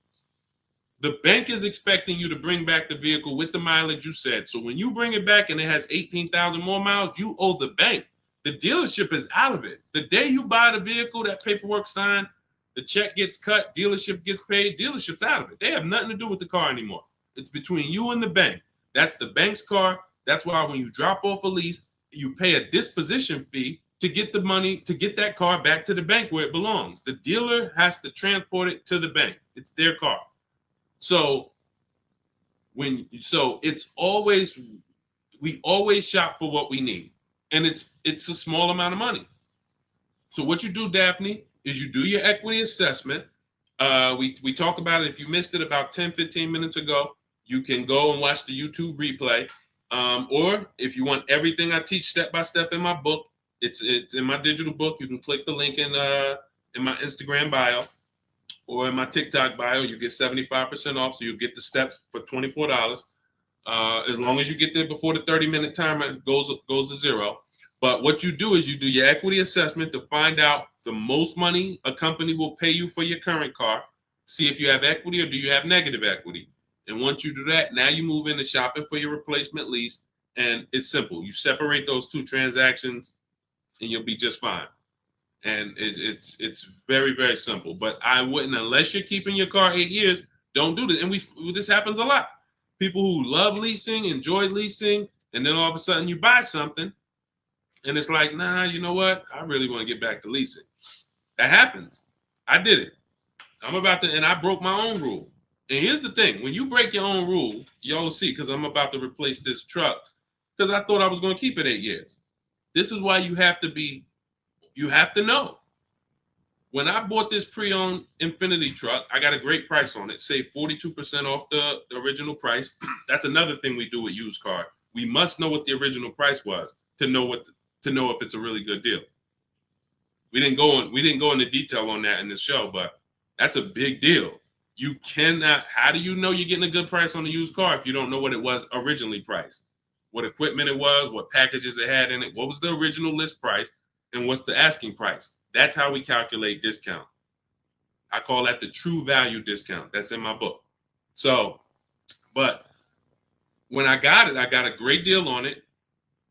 Now, when I look at the money that I paid over 3 years, once I get this new lease, you're going to see that I could have just gotten the lease. I could have just gotten the lease when you compare a used car, great deal on a used car, to a lease, they're about the same money coming out your house over a 6-year period. If you got one vehicle and you kept it for 6 years versus 2 leases, it's going to be about the same money on 2 pre-owned cars. Now, comparing a new purchase to a below market lease, totally different money. thousands more for the new purchase, thousands more. We've already hit on that throughout the stream. But what I'm going to show y'all when I do this is the amount of money that I put into the car over 3 years, over the almost 2 years I've had it. I could have just leased a brand new car for the same amount. So it's not that I overpaid, but what I could have been driving had my structure been right. And again, that's why the 8-year rule is so important. If you can't guarantee you're keeping the vehicle 8 years, you should not buy it. You should be shopping for a lease. That's the name of the game. It's not even a question. We continue to prove that over and over and over again. So anybody, if you just jumped on, you can watch the YouTube replay. You can see all the lease deals that we shared. Again, the message is get from one side, get out of the middle. Get out of the middle. You either want to be on the shopping for below market lease side, or you're a long-term buyer keeping your cars more than 8 years. Everyone who's buying their cars and trading them in, or buying them, paying them off, and then trading them in, you're losing the most money because you're on this depreciation curve. Again, we're just recapping what we covered in the show so far.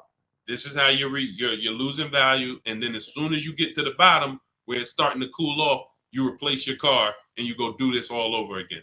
So you need to get to one side. You either want to be shopping over here for below market leases, or you're keeping your cars long enough to beat depreciation, like the people we talked about earlier in the show who said they had cars for 12 years, 10 years, 15 years, 18 years. That's the name of the game.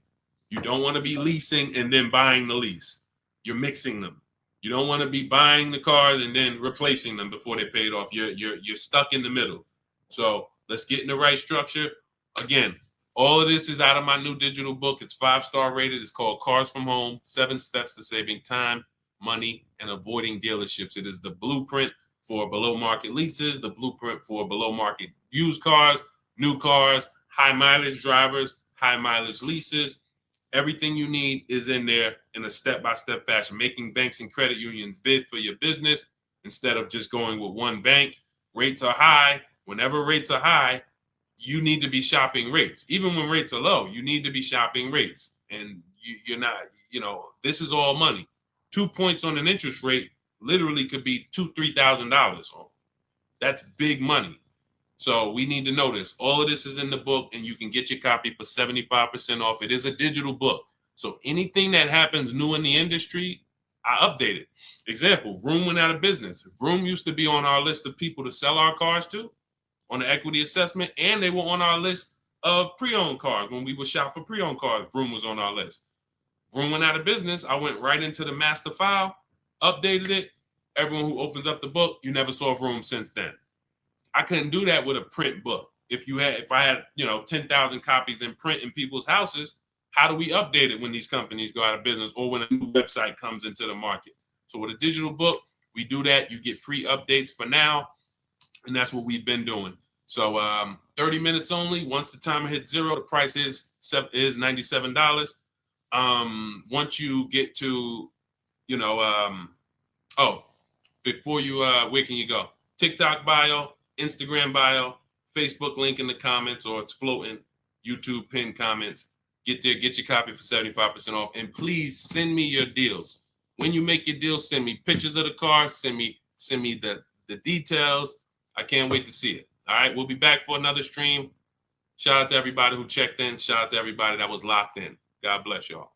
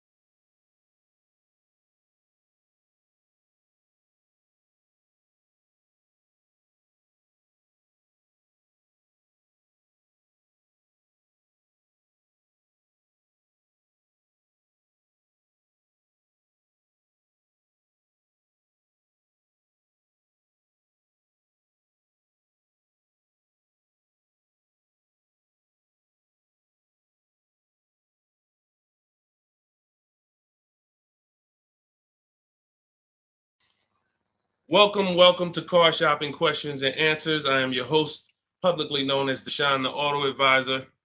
We do these shows throughout the week to make sure that you guys know how to have a process to get below market deals. There's three types of prices you can pay with any car: market value, above market value, below market value.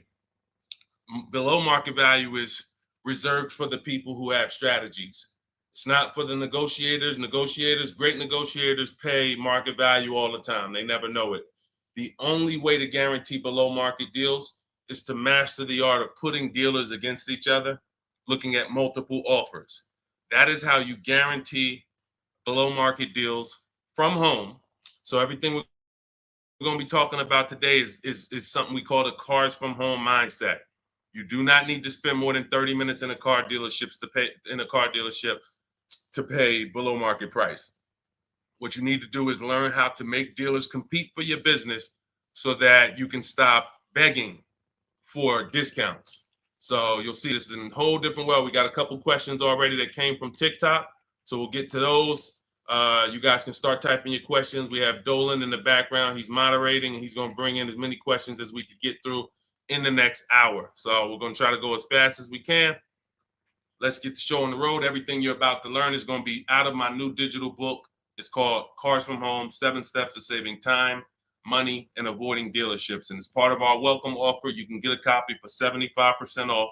It's normally $97 and it's worth every penny. You can Google it. You can see it's 5-star rated reviews, but I want to make you a special welcome offer to get your copy at 75% off. You can get it in my TikTok bio and my Instagram bio. Just click the link and it'll activate that 75% off. And for those of you watching on Facebook, you'll see a link floating. And for those of you on YouTube, we have a link pinned in the comments for you. So, but that's only for 30 minutes. Once that countdown hits 0, the price does go back up to $97. So even if you miss it, you want to get your copy. It'll be everything we're talking about. Okay, Dolan, let's get going. You can put the first question in. This one's Angie B. How are you? So I just got pre-approved for $30,000 from Nissan. Should I ask about the interest rate and loan? Yes, you should. We don't usually, in fact, we never get pre-approved from a car dealership. Nissan is, I was at the gym earlier and somebody said, hey, I went into my Lexus dealer and, I said, you own a Lexus dealer? He said, well, what do you mean? I said, you said it was your Lexus dealer. You said, I went to my Lexus dealer. I said, that dealer is independently owned and it's for profit.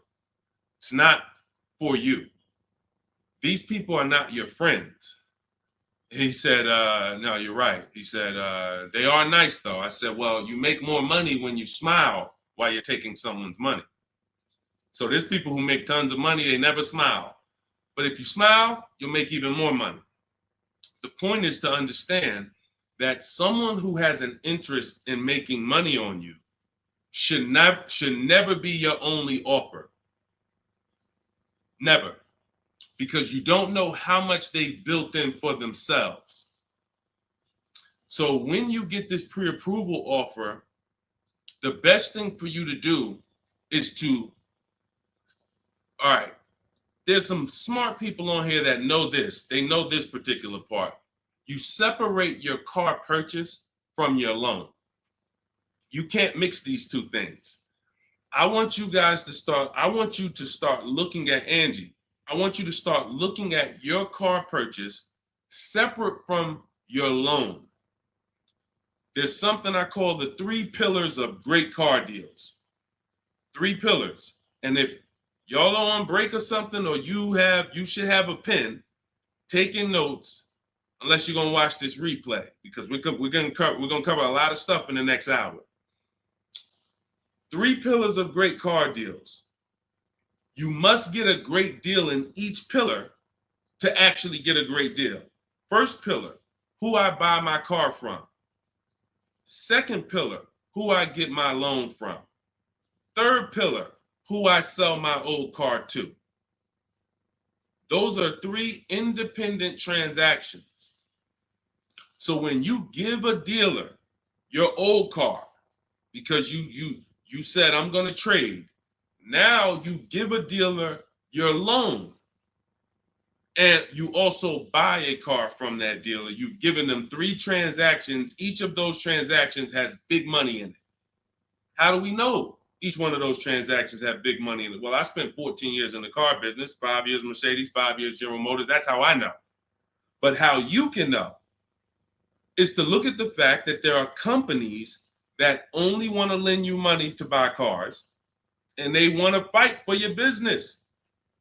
There's banks and credit unions out there. They don't sell cars. They sell money. They sell money. They want to compete. Please give us a chance to earn your business. You're going to start doing that. There's companies out there, Driveway, Carvana, Kelly's Blue Book Instant Cash Offer, AutoNation, CarMax, Car Gurus, 6 offers. There's companies that buy cars. They pay cash. This isn't Facebook Marketplace. The only way we used to get more money for our old cars than we could get from a dealer is we had to sell it privately. Y'all remember that? Remember that? If you wanted to make 2,000 or 3,000 extra than the dealer was going to give you, you had to sell your car privately. These 6 companies that I just named are going to pay you more than any dealer is going to pay you to trade. So what you got to understand, academic weapon, and people like you who are asking these questions, you got to understand that there's 3 parts to a car transaction.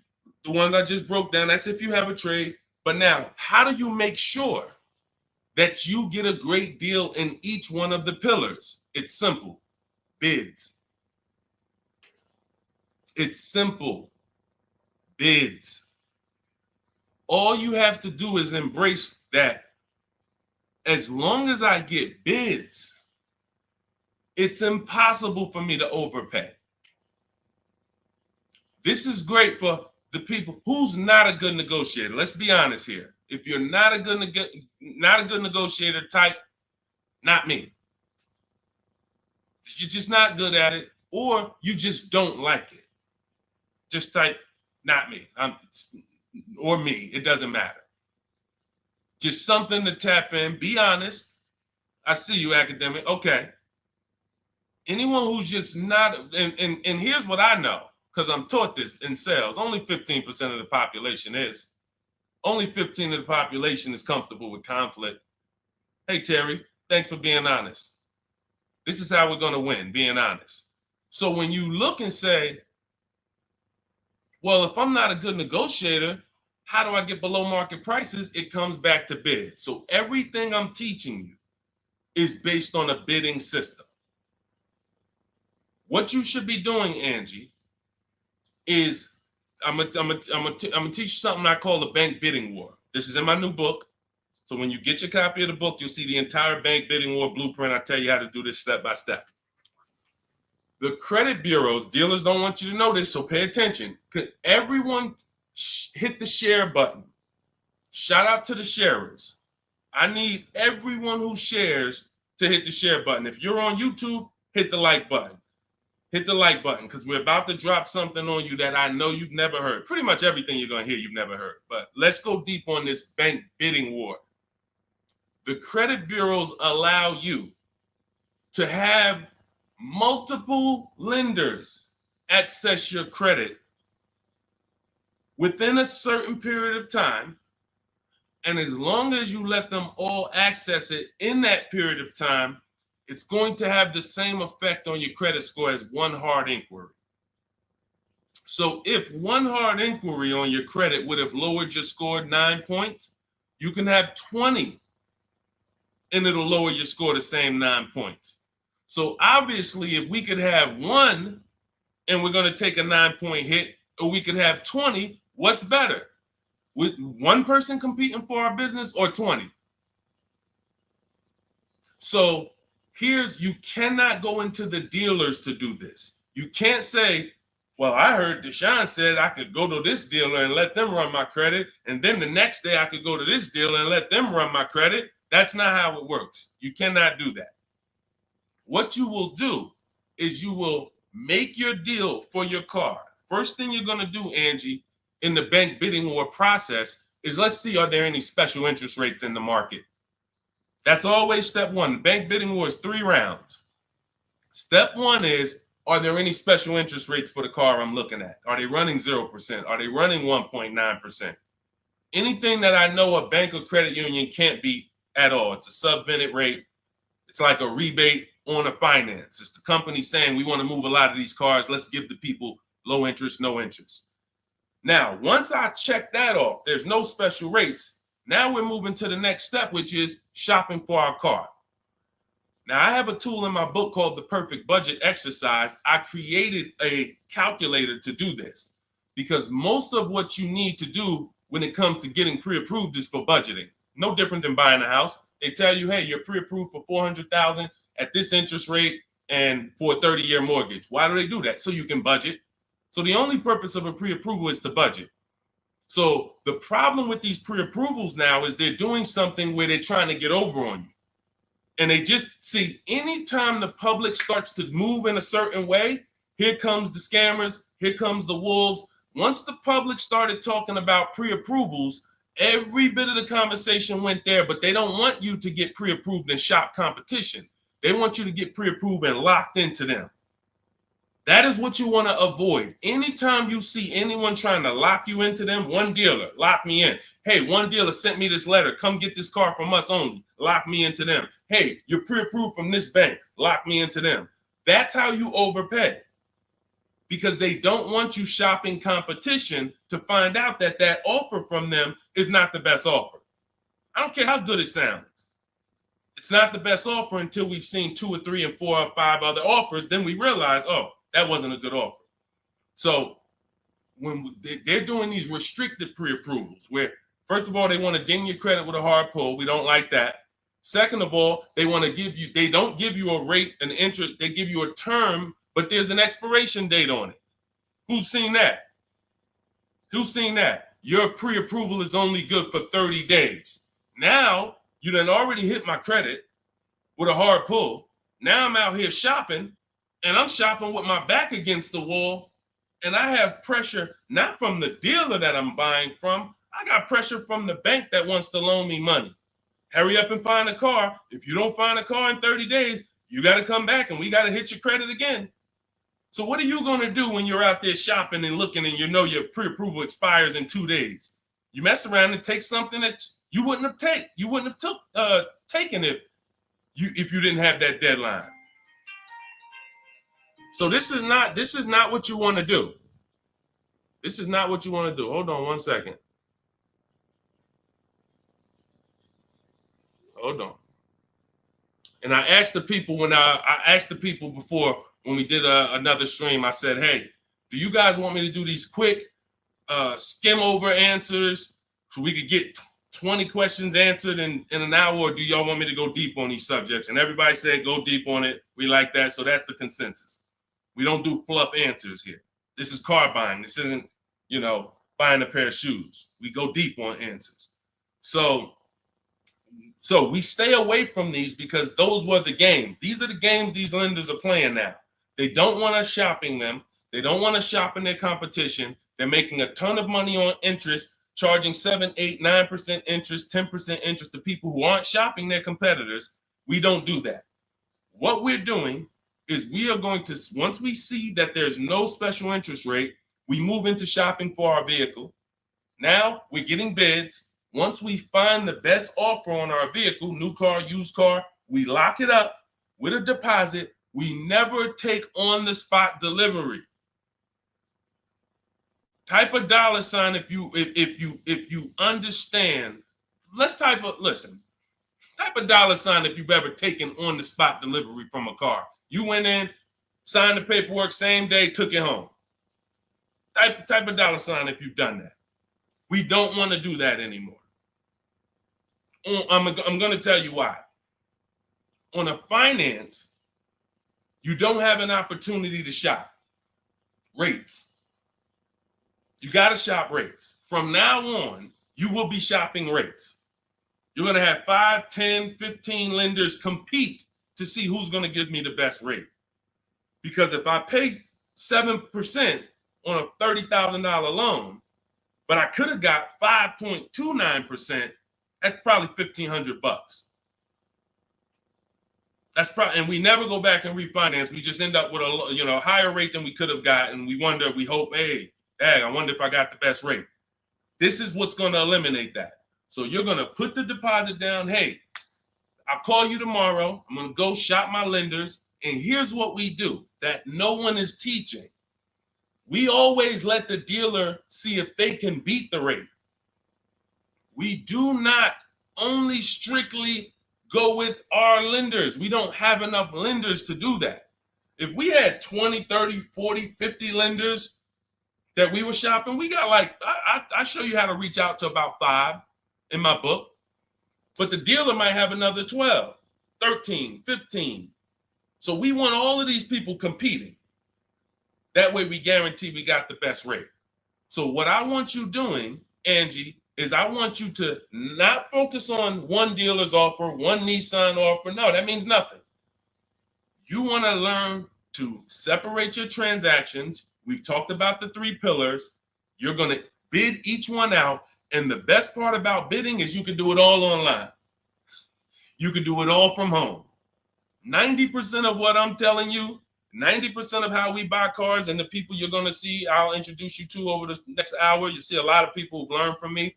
It's from home. That's why my entire process is called Cars from Home. The book is called Cars from Home. It's a digital book. It'll be in your inbox in 5 minutes, but you got to get there before the 30-minute timer goes down to get you 75% off. It's normally a $97 book, worth every penny. But for the next 30 minutes, if you haven't visited yet, you can get your copy for 75% off. Go to my TikTok bio, the Instagram bio. Don't miss it. You can come back to the broadcast. We'll be here. YouTube, we have a comment pin for you. On Facebook, you guys can see the link floating. Get your 75% off. That way you have all of this stuff step by step for the rest of your life. And when things update, I update the book. So that's another reason I love a digital book, because things happen, things change, new websites come out, boom, I go right in, boom, boom, update it. I don't charge you. Hey, you bought my book 18 months ago, but here's version 2. Send another $32 to, no, I want people to win. If you want to win, you're going to win with me. That's it. I'm not looking to nickel and dime people. That book should be $500, but at the end of the day, I want people to win. We want to make it accessible for everybody. Go ahead, Dolan, shoot the next one in. Skinner, good to see you, my man. Always checking in. Always good when I see you. What's going on? Let me get this book. Go ahead, Angie. Use it and win. Use it and win. All right. What's up, Yo? Good to see you. How can I get your people to help me out? I'm trying to purchase a vehicle in the next 2 weeks. We have a Shop with Deshone program. It's been out. I shop with people all around the country. So I always say, get in where you fit in. Some people are do-it-yourself people. Anyone who's a do-it-yourself person, we have the master blueprint. It's step-by-step. There's different paths. So you're not reading a book on leasing, buying new cars, used cars, high mileage driving strategy. You're not reading all of that and then trying to see what I do. There's paths. I basically have it like the warp zone. If y'all ever played Mario, if you're on a lease path, I have links in the book to keep you on the lease path. You're not reading used car stuff if you're leasing. It's going to confuse you. So, but that's do it yourself. That's the blueprint. Some people are like, okay, I want to do it with you, Deshone. Can we work together? How can? Yeah, we have that too. And we have to. So I put the information out. There's no excuse. There's no excuse for you 2 years from now being on my live and saying, hey, I'm still trying to figure out the car buying process. There's no excuse. You got a 14-year veteran here who nobody in the industry can control me because I don't work for a dealership. So I tell you everything that I do to buy cars below market value, lease cars below market value. All the people that you see, you guys know, if you've been on any of my streams, you know we share 10, 15 people an episode sometimes who are reporting their deals. So at the end of the day, you get in where you fit in. Get in where you fit in, but find a place to get in.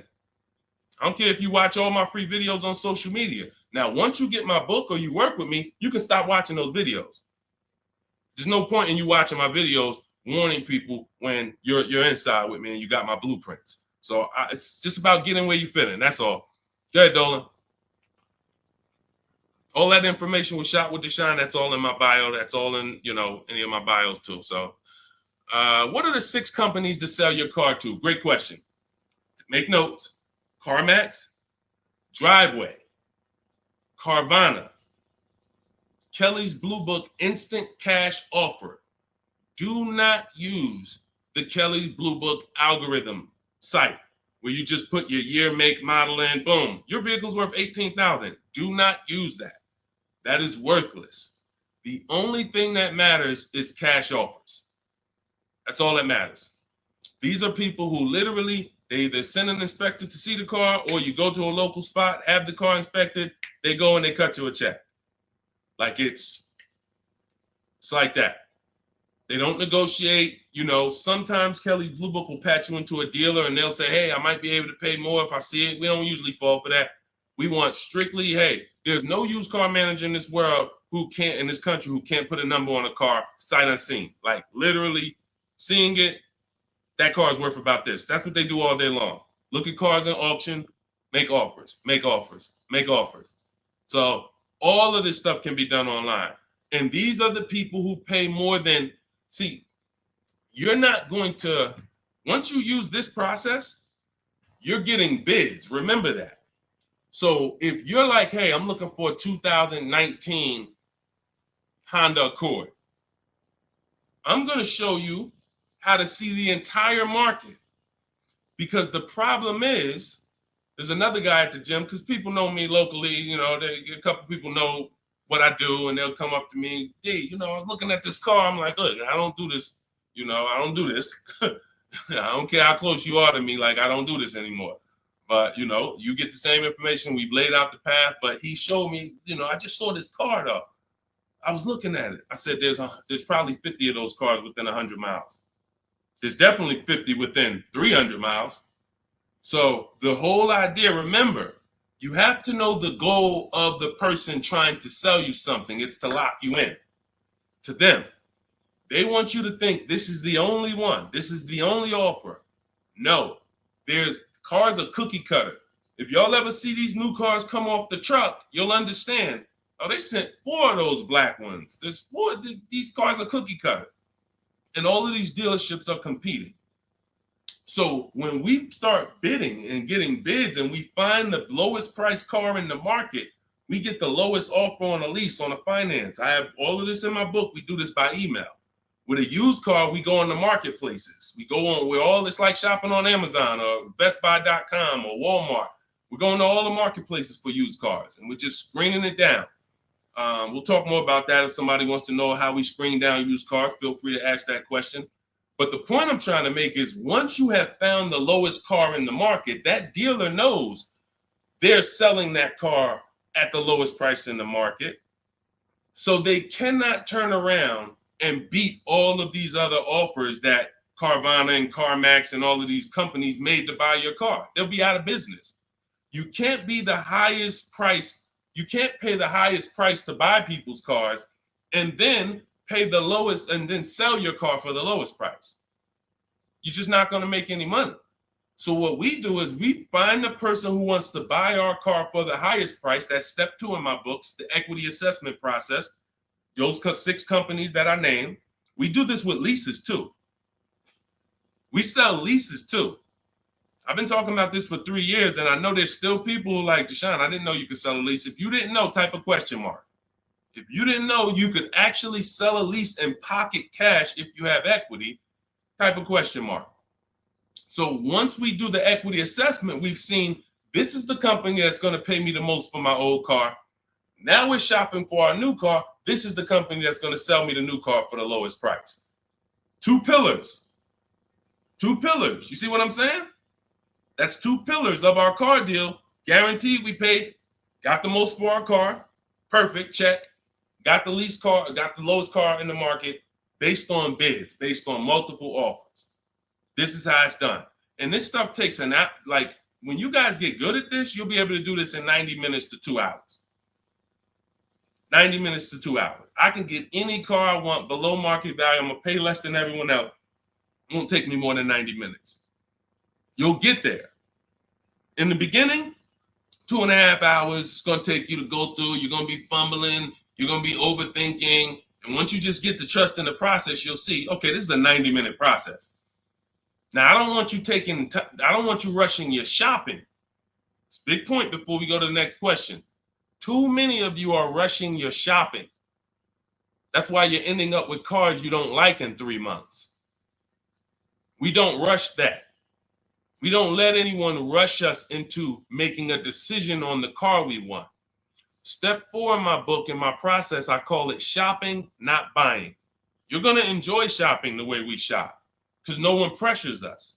We don't let them. We enjoy our shopping process. We're only there to test drive. We take our time to decide what we want. Now, once we decide what we want, it ain't taking us no more than 90 minutes to get it. But the deciding of some of you might spend 3 months deciding what you want, and that's okay. Visiting dealerships, driving multiple cars, perfectly fine. But we don't, the problem is when you turn shopping into buying. That's the problem. You tell your kids, hey, kids, we're going to go out, we're going to look at cars this weekend. Yes, oh, God, Daddy, we're getting a new car, Mom. Yes, great. All right, we're going to go look. First, we're going to go to Toyota. Then we're going to go to Honda. Then we're going to see the Chevy. If we had time, we'll test drive a Nissan, and it's going to be a good day. All right, perfect. You come out there, you drive the first car. Next thing you know, Daddy's sitting down, Mommy's sitting down talking to the salesman. That's where this is where you ruined your shopping. You ruined your shopping. What is Daddy doing sitting down? Why are you sitting? Daddy, I thought we was going to Honda next. What happened? 4 cars we were going to drive. Yeah, but they said we got a good deal. It don't take them long. If you let them catch you, it don't take us long to catch you with something. Hey, we have some great deals today. The manager said this morning, we're not going to turn down any good deal. We're so far behind our goals. Anybody who makes us a reasonable offer today, the next thing you know, you're not shopping anymore. You're talking about buying. Y'all see the difference? Type locked in if that makes sense. That's why we had a specific step in our process. It's step 4. It's called shopping, not buying. Shopping is deciding what you want. Buying is coming home, getting multiple offers on what you want. And we don't mix those two. This is how you enjoy the process. This is how you wake up in 6 months and you still love the car because you took enough time to make your decision and you didn't let anyone rush you. We're not gonna let anyone rush you if you're doing this my way. Go ahead, Dolan. Roll the next one. But yeah, get those 6 companies. Get your equity assessment done. What's up, Terrell? Good to see you. Deshone, I sent out the initial contact template to the dealerships, and a lot of them are trying to get me to come in. That's why we had scripts. Listen, here's what I say to people that I work with. Whether it's most of the time this is people I'm working with in my coaching program here's what I say. I tell you up front, 80% of dealers are overpriced.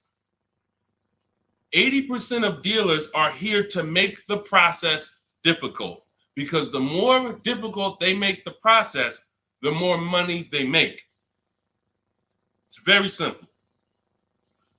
When you get my book, I have email scripts that reply to everything. For example, Terrell, when you open up the script for the initial replies, you'll see when they say, hey, when can you come in? We copy and paste. Actually, I'm going to be doing my entire process online. Do you have a car that I'm interested in? Do you have a match? Every script ends with a question. Whenever you are emailing a dealer, it should always end with a question. Somebody said, how much is the book? It's normally $97. If you go to my TikTok bio before the actual 30-minute timer gets to 0, you can get it for 75% off. So it'll be $24. So everyone who's visited that site already, if that timer started, it's going. So once it gets to 0, the price is $97. That's just our welcome offer for our new people. And you have a link in the YouTube comments as well as Facebook floating. You guys can see it. Instagram bio. Go activate your 75% off. It'll be in your inbox in a minute. But that's the whole thing. So let me read the rest of your question to see if it was something different. And a lot of them are trying to get me to come in and talk to them and test drive. What to do next? Resend another template. Well, there you go. No, you don't resend another template. We actually use the scripts. See, the reason why I know everything they're going to say is because those are templates too. When you guys get these emails, who gets the emails from dealerships? Hey, Jane, we love your 2016 Kia Sorento. We have a customer looking for that. My used car manager just said he needs that vehicle. Who's gotten that? Who's gotten those emails? Type me. Type me if you gotten it. Hey, I can get you out of good news. We looked at your 2021 Honda, and turns out we can get you in a new one for around the same price. When can you come in? Or when can we have a conversation? Right? Thank you, Dion Skinner. Okay, look, how do we know? How do I know you all are getting those? Because we sent them from the dealership. We sent them from the dealership. Listen, if you're not tagging your best friend into this broadcast, you're being a little selfish, because your best friend's out there right now and they need a car and they about to go and overpay. So tag your best friend into this. Hit the share button and share with your best friend. This is what happens. Those are all templates. There's a software we would use, Mastermind, Momentum. What it does is it just searches the whole database and it sends out templates to these people. If we send out 1,000 emails, 100 are going to reply. It's going to lead to this many appointments. Those are all templates. That's not custom stuff. Those letters aren't, oh, they took the time to send me a letter. So it was easy for me to prepare the counter scripts because I know everything they're going to say. When can you come in? Can we have a phone call? You know, it'd be a lot easier. All the stuff is there. That's why there's 3 different sets of scripts in my book. And there's no other book that does this. Quite honestly, there's never been a book that I've seen that actually has links to videos, actually has links to documents with scripts that you copy and paste. That's why I said, when I tell you the book should be $500, it should be. And then it would be, I'm only going to sell it to the people who really, really value their money. And they would. And they'd be like, Deshone, this was an expensive book, but I tell you what, this book saved me more money than probably any book I ever bought. But again, that's not God's plan. God said, listen, make it affordable, son. The people who are going to get it, they don't have no excuse. They have no excuse now. If the book was $500, you could, man, I really would get the book, but I don't want to lose $500. Book's $24 if you get there before the timer. So the point is, Terrell, use the scripts, follow the process, realize it's a new process for you, but everything's accounted for.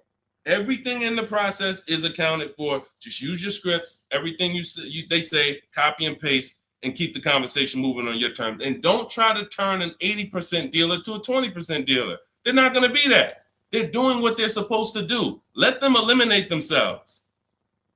Usually, if a dealer's going to make it hard, there's a reason. God, we use a strategy for leases and new cars called the 25 to 5. We connect with 25 dealers online in 20 minutes. Then we send this initial contact template that Terrell sent. That's going to give us 25 dealers' inventories we're shopping from. So we never have to worry about, hey, you know, I don't really have that car, but maybe I could get it. You're shopping with one dealer, you're shopping from one inventory. Whatever they got, that's all we got. No, we're shopping from 25 dealers' inventory. So now out of the 25, we're looking to get 5 to 7 quotes, 5 to 7 offers. You're going to see they're going to be $150 a month to $200 a month apart, minimum. That's just how it is. And that's when you prove to yourself, holy crap, I see how different these dealers are. It's not close. It's not like, hey, I got 5 offers. This one was $605. This one was $590. This one was $580. This one was $570. Heck no. This one was $620. This one was $550. This one was $475. This one was $450. That's how far apart they are.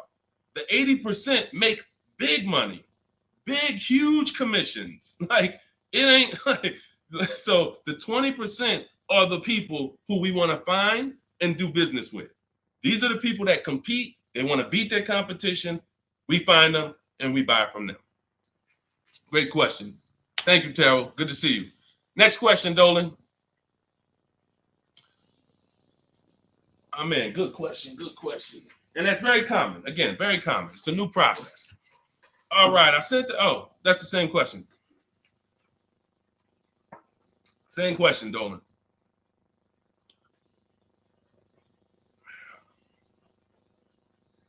What's up, Jaden? Buying my first used car this year. All right, putting $10,000 down with fair credit and a trade in worth $1,000. How do I maximize for the best car possible? First thing we want to decide is, should we be buying or leasing? This is very important.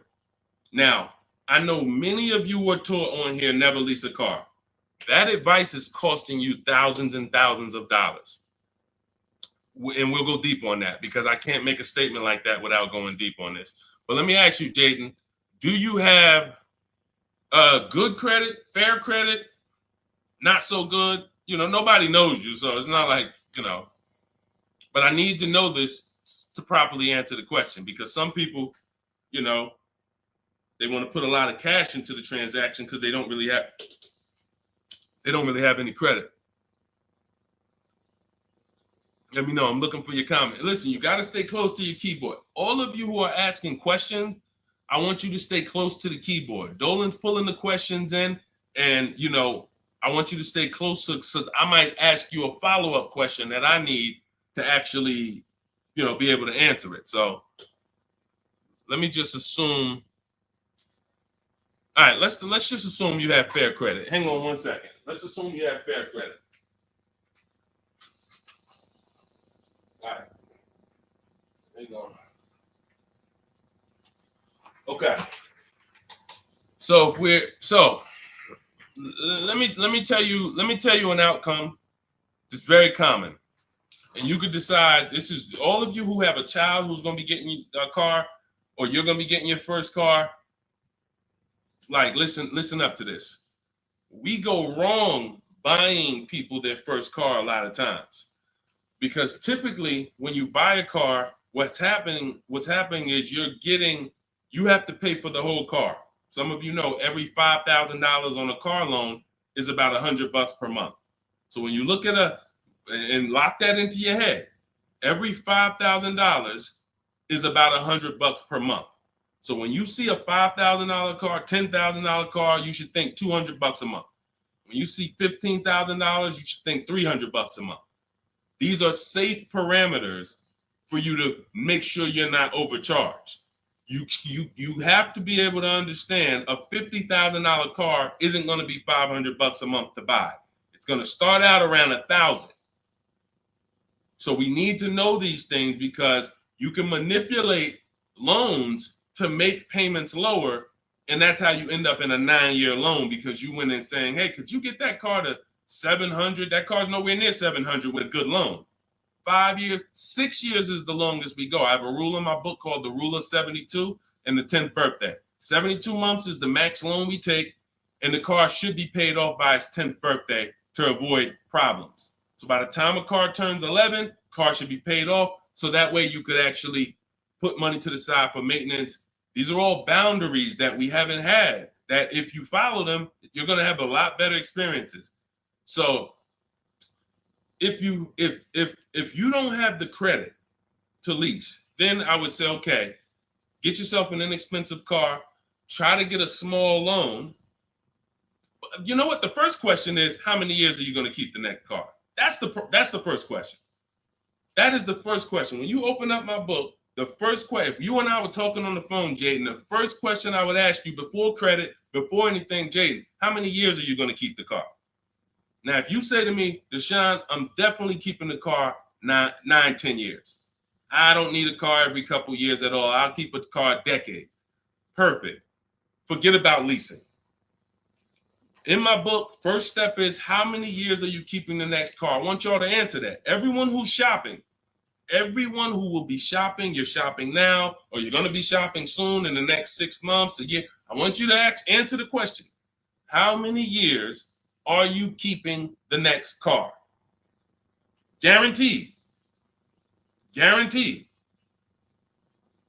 Because everything else comes after that. When you're going to keep it 8-9 years, I'm going to show you the steps you need to make sure you get a car that will last 8-9 years. Plenty of people say, oh, I wanted to keep the car a long time, but you didn't take the steps to make sure you got a car that would last that long. So everything comes from this question first. How many years are you keeping the next car? So now, Jaden, let's say you say to me 8-9 years. Perfect. So now what we're going to do, we're going to the purchase path. Not thinking about leasing. New car, used car, based on budget. Based on budget. Now you said you have a trade-in worth $1,000. I'm guessing it's an older car, so you can still put it through the equity assessment. But if you're saying it's worth $1,000, who told you that? See what I'm saying? See, the highest offer for your car is what it's worth. I want y'all to get into the habit of getting offers so that you know exactly what your car is worth, not letting one person tell you what your car is worth. So now let's just say, for example, your car is worth $1,000. Now we're looking at, well, do we get a new car or pre-owned car? And if we get a pre-owned car, here's how we determine new car versus pre-owned car. Budget is one. Now let's say you could afford both. I could afford a new, I could afford a new pre-owned. Which one? Well, it's based on values. Some people, you only get a new car every 10 years. You're like, hey, I want to get me a new car. Because at the end of the day, over a 10-year period, the amount you pay for the new car, you'll get some of it back on the back end. And some people are like, I want to get a new car every decade. I want to treat myself. I could afford both. Some people are like, hey, I can afford both, but I'd rather knock 30% off. I don't need the latest one. I'd rather knock 30, 40% off what the price would be. It's just different values. There's no right or wrong there. In my book, I teach you both of those things. When you get to that step, that's how I help you make a decision. So sounds like, I would need more information. That's why I'm asking you, because I don't teach a one size fits all thing. I teach based on where you're at, here are your options. Pick one. Now, when it comes to buying versus leasing, oh yeah, one size fits all. Anybody on here who is not keeping their cars 8 years and you're buying them, you're losing thousands of dollars. You're just losing thousands of dollars. You can't compare. Like, look at somebody like Safrina. I use Safrina's deal. Oh, that's Teddy. Look at Teddy. That's a luxury car. Let's take a luxury car. Teddy got a $73,000 BMW. $73,000 BMW. He's paying $856 a month. He's not keeping it 8 years. He knows the 8-year rule. He said, okay, if I'm not keeping my cars 8 years, I'm going to shop for a below market lease. He uses our bidding system. He gets multiple offers. He said the highest offer during the process was $1,123 a month. That was his highest offer. He's paying $856. When I tell y'all, if you don't have a system to reveal the 80% dealers who are overcharging people, you're buying from one of them. You're buying from one of them. They do business. It's not like these guys are going out of business. You're buying from one of them. And you see, but Deshone, they told me this was the best deal that they could, this was their best offer. It was their best offer. It wasn't their competition 20 miles away's best offer. It wasn't that small dealer that's 45 minutes away that doesn't get the traffic that this city dealer gets, that once they see your information and they say, wait, hold on, we don't get the opportunities they get where they could just charge people and then they keep coming back. We only see, 3 people a day sometime. Boom, okay.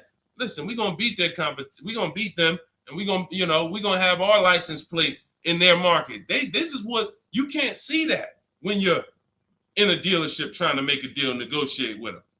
So this is what you prove to yourself. The 80% dealers charge tons of money before, and they won't go below a certain price. They might take off $3,000. I ain't going no lower. That's it. You don't want the car? Next. See you later.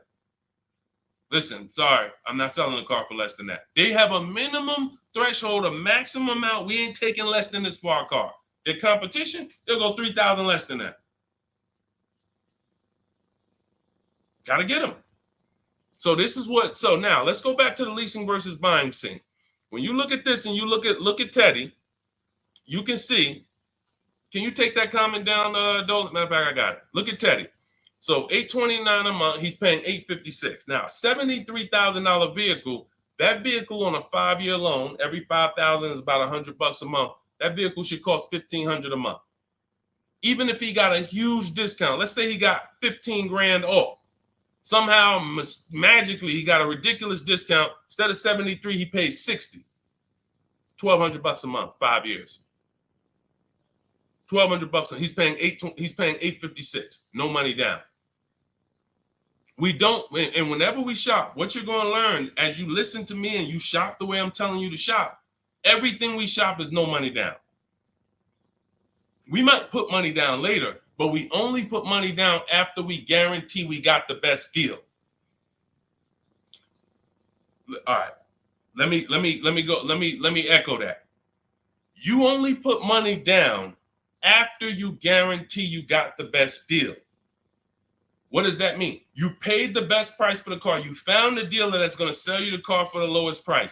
You found the bank that's going to get you the lowest money. You did this from home using online tools. If you're doing it manually, you call around. I don't care if you call around. It's harder than my way because, but you want to call around and try to get multiple offers from dealers. The point is, once you find the best offer, now we can put money down if I want to lower my payment.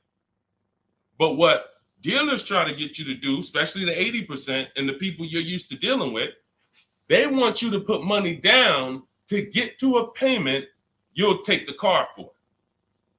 Big difference. Hey, how much is this car? Hey, it's $1,100 a month. Yeah, I can't afford that. How much money can you put down? How much money can you put down? Man, I could probably put down like 15, but can you get me to like 700? Now you're trying to buy your deal. You're not focused on the interest rate. You're not focused on the price of the car. Is he even selling me this car lower than what I could get on the market? You're trying to buy your deal, which is why the 80% dealers, here's what the 80% dealers make tons of money doing, making you think you want. And all I want you to understand is this is simple, easy. That's hard. Once you step in, start doing this like Teddy, once you start doing this like Danielle, look, like Ansley, look, like Jen, all of these people get below market deals from home. Once you start doing it like this, you'll realize this is the easy way. At home, at work, man, I just bought a car. How you buy a car? I ain't even see you spending all this time in dealerships. Look at all these offers in my email. Look, this offer, this offer, this offer, this offer. Yep, just the one. I just locked it up, saving me $7,000. You'll never go back. You'll never go back to the old way.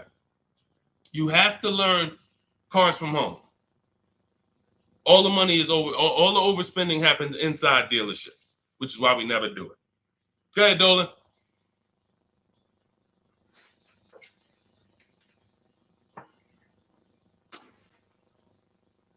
Let's go, Dolan. Keep them queued up, bro. Let's go.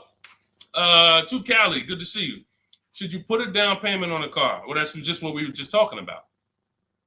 What we were just talking about was, all right, let's talk down payments on leases. First of all, you got to realize something about a lease. Whenever you put a down payment down, if the vehicle's stolen and they don't find it, or if it's totaled, you don't get the money back. I'm not a fan of putting huge money down on leases, but unless you do one thing, you assess, well, two things technically. There's only two ways to lose your down payment. Car's stolen and they don't find it, or it gets totaled. So here's what you ask yourself. How many cars have you had stolen in your life?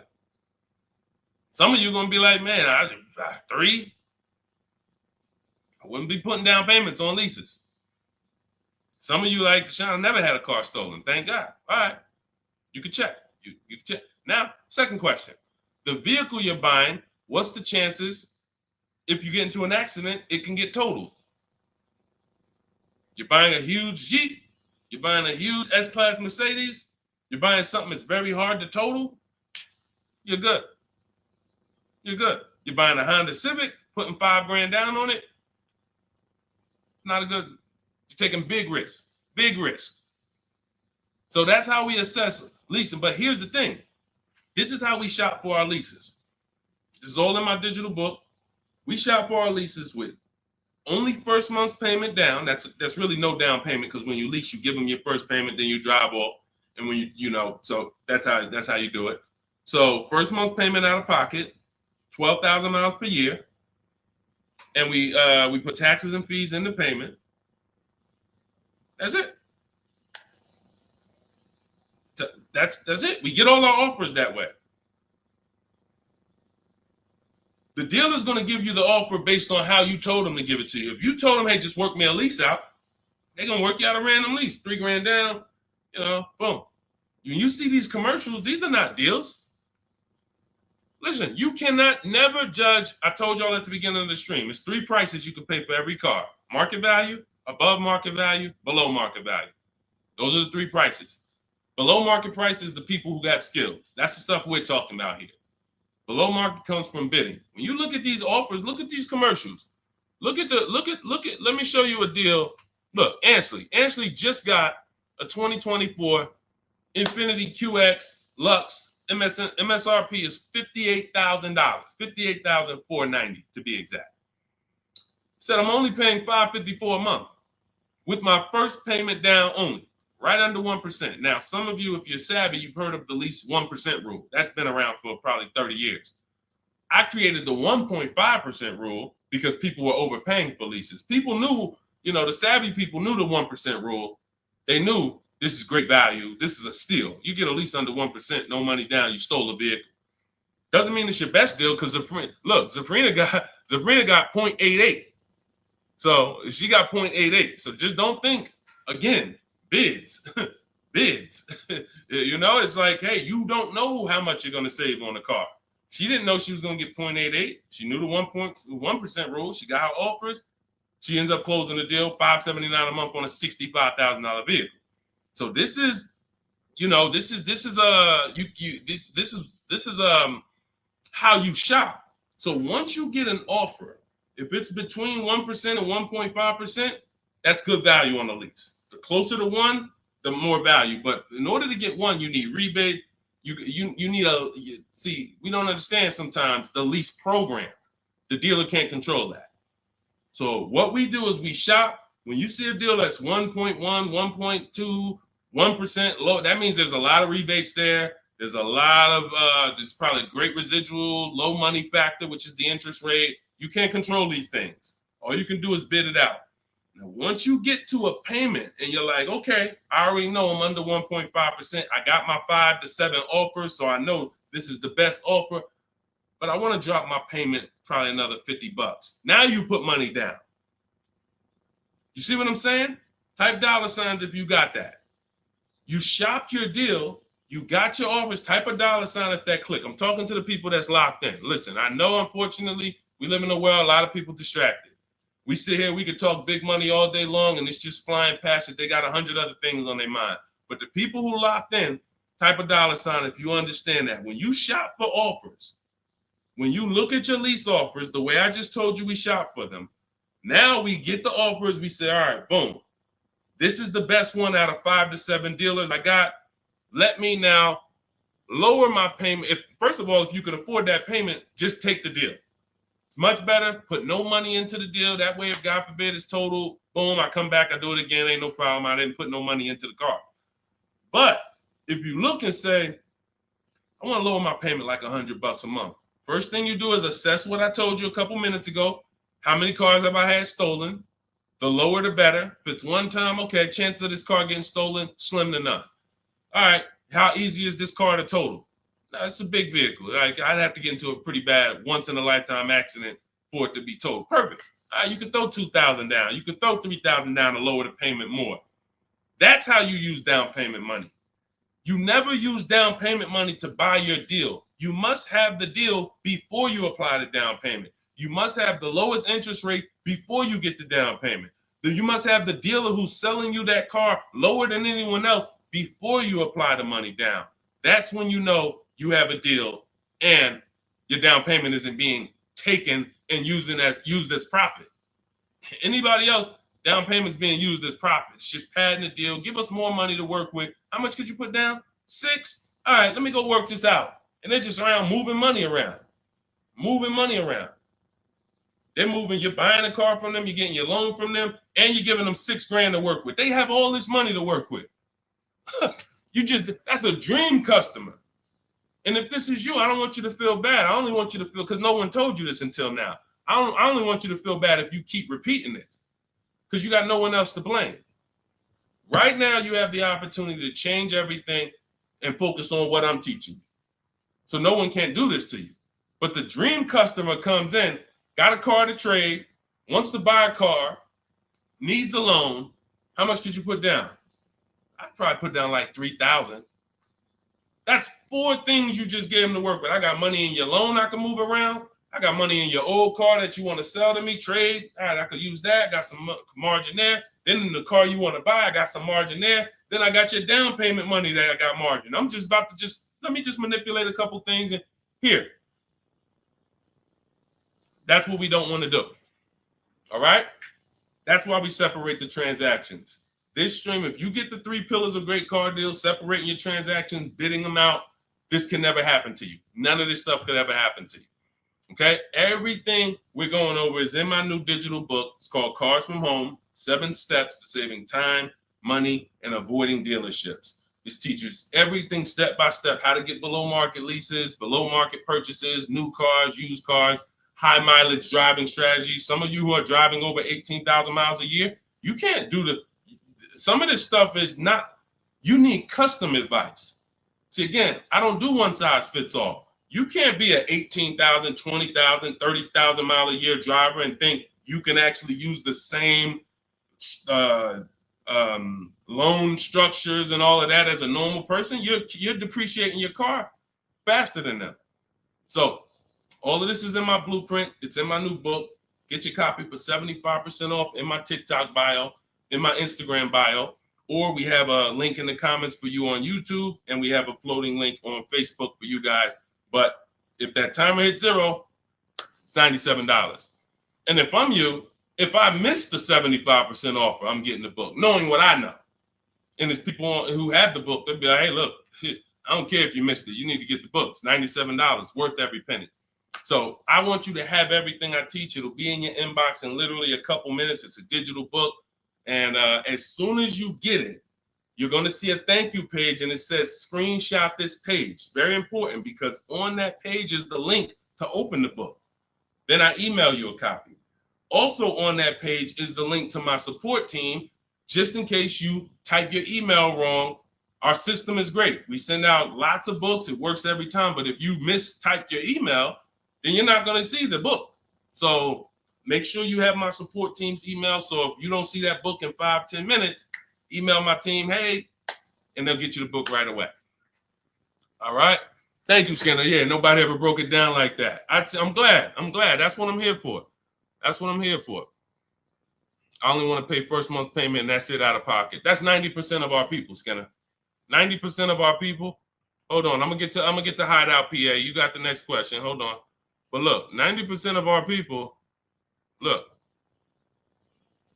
India, look, $365 a month, no money down. That's first payment only. Look, Melissa, look, got her hybrid Honda Pilot 2025, $597 a month. She made $12,000 on her equity assessment, sold her car. So $597, I'm trying to see an MSRP, almost 50 grand. So it's a 1.2% lease. Look, nothing out of pocket, first month's payment. Look, Ansley. I gotta go get the rest. I didn't hit see more to get his detail. You see, Ansley got 2 cars. He just got another BMW. Hold on. Look. Milligan. Everybody, we pretty much, look, zero is signing. Melissa. This is what we do. There's nobody who's better at this than we are. Listen, if I had the time and we did one stream where we just sat here for an hour, I could show you 100+ people. Boom, boom, boom. Well, I just show a dozen because I'm not going to spend too many. Look, if you don't get it from 10 people, you're not going to get it from 100. You know, if 10 people just like you who are showing their deals, paying less than you, don't persuade you, 100 wouldn't. But the point is, everybody shops with no money down. Because when you shop with no money down from now on, you will see it's easier because you can't confuse me. You can't confuse me when I'm shopping with no money down. You got to be great at math, which I love math. So, I mean, I love math. But you have to be great at math to put 3, 4, 5,000 down and be able to see where the money's actually going.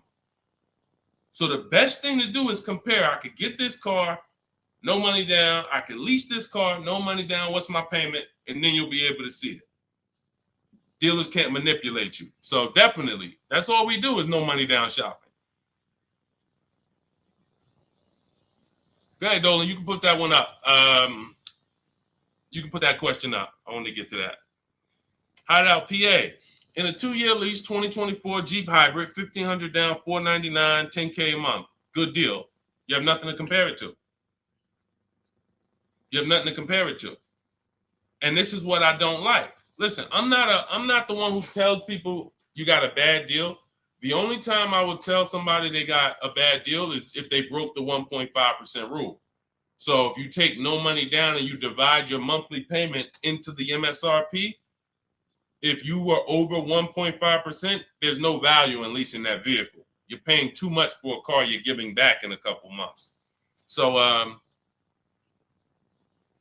on. Sorry. Yeah. So, sorry.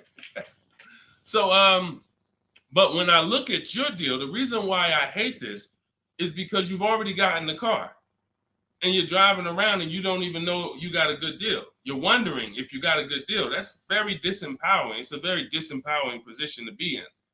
But had you gotten 4 other offers, you wouldn't have to ask me that.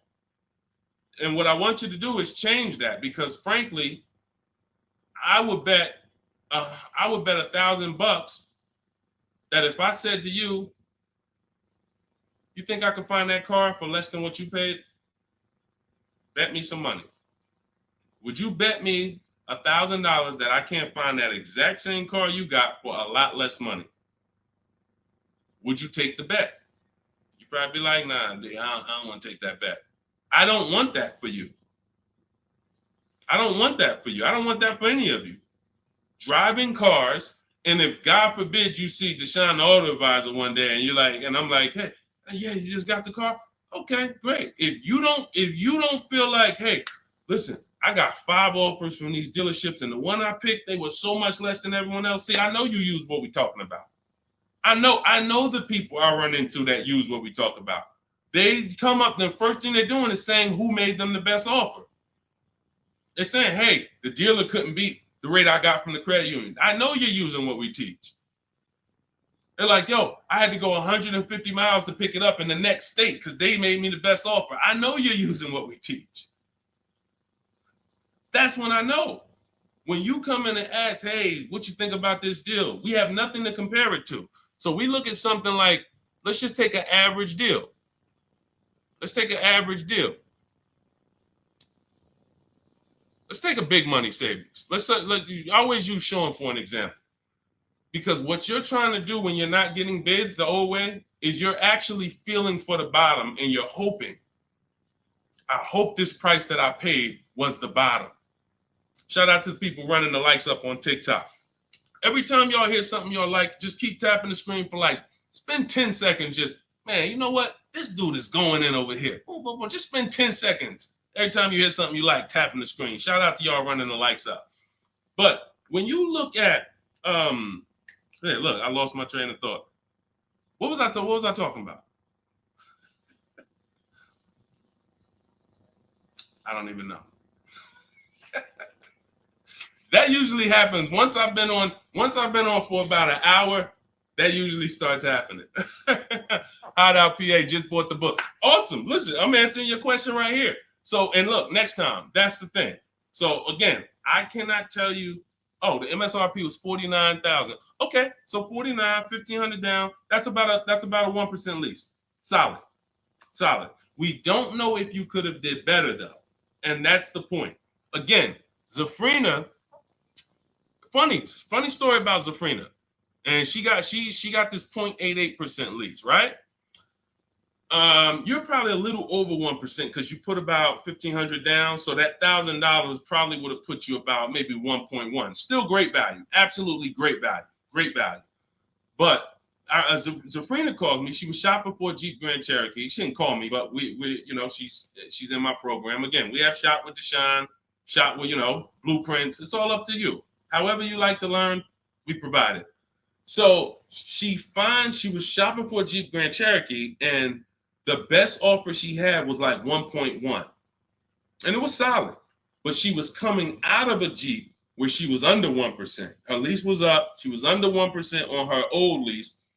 And she said, the guy told me if I take the hybrid version, or the electric version, he can get me down to 1%. No, I think she was maybe 1.2 on a Jeep Grand Cherokee Limited at the time. She said if I take the hybrid version, he said I could do a 1%. He could get me to like 1%. I said, okay, if you're going to look at the hybrid, the electric version, that's an entirely different vehicle. The same dealers that you've been getting the offers from, run it past them now. That's a different lease program, different vehicle. Yeah, he might be able. Now look at this. Here's the big part. He was selling her the standard version lower than everybody else. But then he flipped her to the electric version because it had a better program. She ran the lease again, and another dealer sold that vehicle lower than everyone else. This is why this round robin system is so fun and empowering and revealing. You cannot trust any one dealer. We put them against each other, and that's how we win. So she ends up getting a 0.88% lease, $579 on this $66,000 Jeep. So that's the only thing. Even when we get a great deal, you never walk into a dealership say, get me to 1%, get me to 1.2, get me under 1.5. We don't say this stuff. We get bids. We never know where the best deal is going to be. We just never know. That's why we get bids. So everything we are learning is in my new digital book. Those of you who spent the last hour, 10 minutes with us, you're like, Deshone, I got it. I took a lot of notes. Perfect. But those of you who like Deshone, there's no way I'm going to remember all of this stuff. I want the whole step-by-step blueprint. That is Cars from Home. My new digital book is called 7 Steps to Saving Time, Money, and Avoiding Dealerships. You're going to learn how to get below-market car deals on leases, new cars, and used cars, and without spending more than 30 minutes in a car dealership. You'll be doing this from home. Everything we do is putting dealers against each other, making banks bid. We don't beg for these discounts. None of these people you saw me share, they know we don't do any begging. We are the prize. You are the prize. You haven't acted like it. You haven't accepted it. You haven't shopped like it. You're begging. Hey, come on, can you take off another $50? Come on, $25 a month. You're going to lose a deal over this. This is begging. You're begging someone to give them a $50,000 transaction. We don't do that. We're at home, empowered. Everything we do is in there. You have it in your inbox in literally minutes, and you can get it as long as you get there before the 30-minute timer is up. You get it for 75% off. So you won't pay the normal $97 price. You get your copy in my TikTok bio, in my Instagram bio, or you can click the link in my YouTube comment or Facebook below. So shout out to the people that's locked in. Skinner, shout out to you, Hideout PA. Shout out to the people who are like locked in. I know I can only help a small percentage of people. That's the sad part. The sad part is when I came to the internet, a bunch of smart people who studied the internet, they do this. I never sold any products on the internet. They told me, Deshone, doesn't matter how inexpensive you make it, you can't help everybody. They're not mentally gonna let you help them. I said, no, that's impossible. Nah, I said, look, no way. No, I'm gonna be so transparent. I got the industry experience. We got hundreds of testimonials. They go to all my pages. They can see their peers, people just like them, grandmothers, single mothers, all that. They said, Deshone, none of that matters. You can only help a small percentage. And they've been right. And I used to be disappointed. I really did. But now I focus on the people who are locked in. Whatever God gave me, whoever God assigned to me, I'm focused on you. That's it. So I'm here to make sure Hideout PA wins. She got the book. I'm here to make sure that Skinner wins. I'm here. Anybody who locked in, hey, Deshone got the book. You talking to me. I'm the 10%. I'm the 20%, whatever percentage it is. But the rest of you, you got to evaluate yourself because you're going into a very expensive purchase that is the second most expensive purchase you're ever going to make. And you're going in to deal with sharks. Like you really live that. Like you're really ready for that. I spend more time warning you of what the inside is like because I've been in the inside. I can go back to sell cars if I wasn't running a company to educate you guys. I can make $200,000, $300,000, $400,000 a year selling cars. This is not hard for me, but I know what it's like. I know who sits next to me. I know it's people who, when you sit down next to them, your head's coming off and you're going to leave with a smile. It's an art. It's a science to making a customer leave with a smile. We got people who pay $200 more per month than they could have got, but they leave smiling. Don't let them run into their neighbor, though, that's got the same car and got a better deal. $200 less. Wait, you got the same car? What happened? They knew something you didn't know. So that's my warning. Shout out to the people that's locked in. Get your book for 75% off. Make sure you screenshot the thank you page. The book is right on the thank you page. As soon as you pay, you can download it, add it to your inbox, and just use it and win. And make sure you email me your success stories. All right. I'll see y'all in the next stream. God bless you.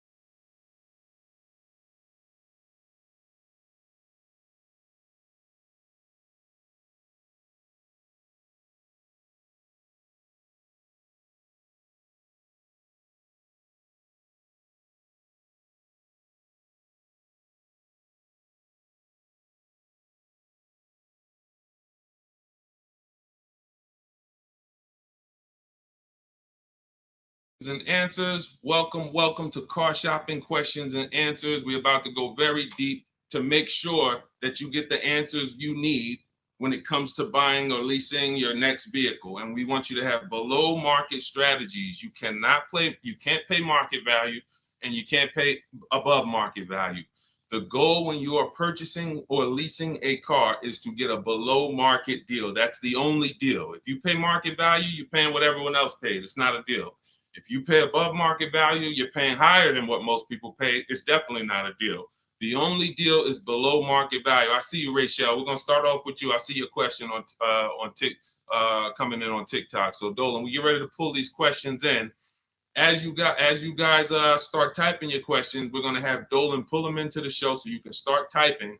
And I want you to know that everything you're gonna learn over this next hour is out of my new digital book. It's called Cars from Home. 7 Steps to Saving Time, Money, and Avoiding Dealerships. I wrote this book. I put 14 years of industry experience in the car business, working with dealers, working inside Mercedes-Benz, inside General Motors, and I created a 7-step process for you to get below market leases, below market finance deals, below market loans, below market cash purchases, below market used cars, and I have high mileage strategies in there for those of you who drive over 15 or 18,000 miles a year. It's all in there step by step, and you can get your copy for 75% off as part of our book launch offer. You can click the link that's floating on Facebook. You can click the link below on YouTube. We have a comment pin for you, and inside my TikTok and Instagram bios, you guys have a 75% off link for 30 minutes. Once that timer goes to 0, the price does go back up to $97.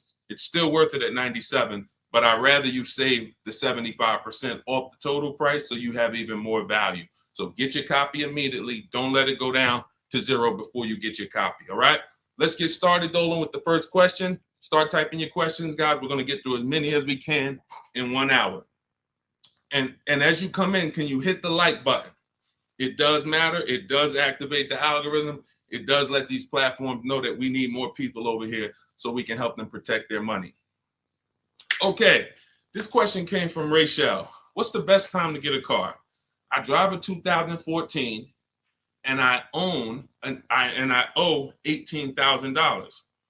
What is the best advice you can give on trading a newer vehicle? It's under 18, it's under 100,000 miles. Okay, Rachel. So one of the things that the first sense I get is I don't like you still owing that much money on a car that's 10 years old already. I have a rule that I teach. It's called the rule of 72 and the 10th birthday. That means that you never want to take a loan longer than 72 months, but you also don't want a loan on a vehicle past its 10th birthday. And I'm going to tell you why. In 14 years in the car business, I've seen tons of people have things go wrong about the 10-year mark.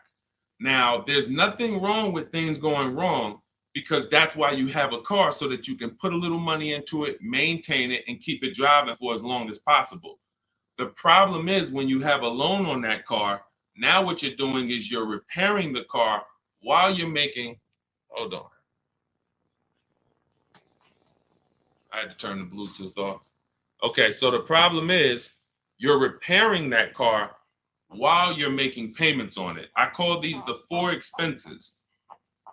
The four expenses for a car are what you pay for it every month, if you have a loan, what you pay for gas, what you pay to repair it, and then what you pay to maintain it. Maintaining is oil changes, brake fluid changes, tire rotations, new tires. These are, replacing brakes. These are maintaining it. Repairing it is if something breaks on the car. And it's that I call that the fourth expense. That's what most people are not ready for. And what I see is if you have a loan past the 10th year, you're getting hit with you're getting hit with all four expenses. And if you've ever seen someone who has a luxury vehicle and they hate it, they usually are buying cars that are too old and taking loans that are too long on them. Because you'll see they hate the vehicle because BMW, you got your BMW, you go drop it off, they tell you, hey, you need brakes, that's maintenance. Then, hey, your navigation system or your electric system is messing up, that's $2,000. And then, you still had to put premium gas in the car, so you could leave out of there, it costs $5,000 in 1 month. And people be like, man, I hate this car. But the car is not the problem. The problem is you took a loan on a car that was too old, and you took a loan that was too long. That's why I created the rule of 72 and the 10th birthday. No loans longer than 72 months, and then your car needs to be paid off by the 10th birthday. Now, what happens if you look at the car you want and you can't afford that payment for 6 years? That means you can't afford that car. That doesn't mean stretch the loan out to 7 years or 8 years so that you can try to afford it. Right now, we could all go and we can look at a $700,000 house. Maybe most of us can't afford the mortgage on that, but if we stretch the mortgage out to 50 years, then maybe we can afford the mortgage on it. Doesn't mean it's a good financial decision. So if you're going to finance again, Rachel, I want you to keep that in mind. When you replace your current car, if you're going into another finance, which I don't recommend if you're not keeping this next car 8 years, because you're going to be in the same position again, you should be going into a below market lease. Then if you're keeping the car long term, then go to another finance and then make sure you're not buying too much car, taking out too many loans on it, and taking out too long of a loan. Use that as an affordability index. If I can't afford this car on a 6-year payment and I can't add up, here's how you do it. You look at the car, ask yourself, how old is it? If it's 6 years old, that means I got to take a 4-year loan. If it's 5 years old, that means I got to take a 5-year loan. It can't be greater than 10. You are taking way too much risk.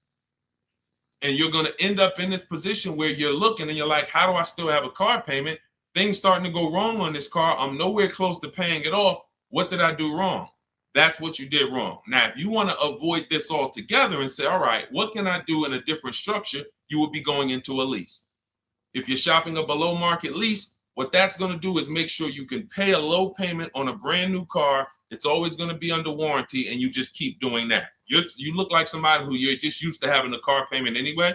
So you want to switch the way you make those car payments and start paying it into new cars versus these 10-year-old cars or 8-year-old cars that you're paying these payments into, and you're not getting much back in terms of return or quality or anything like that. So that's the first thing that I would concern myself with is, Rachel, how many years are you going to keep the next car? If it's 8 or more, then you purchase again. If it's less than 8, then Deshone, talk to me about a lease, because I'm not keeping this car at 8 years. I don't keep any car 8 years. All right? It's a great question. That's where we need to start out. Go ahead, Dolan. Shoot the next one up.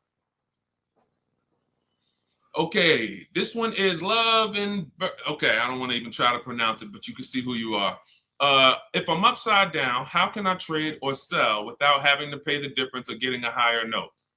So now you're asking a question that, all right, so this person said if I'm upside down, that means they owe more on the car than it's worth. How can they get out of that car and go into another car without paying the difference or having a higher note?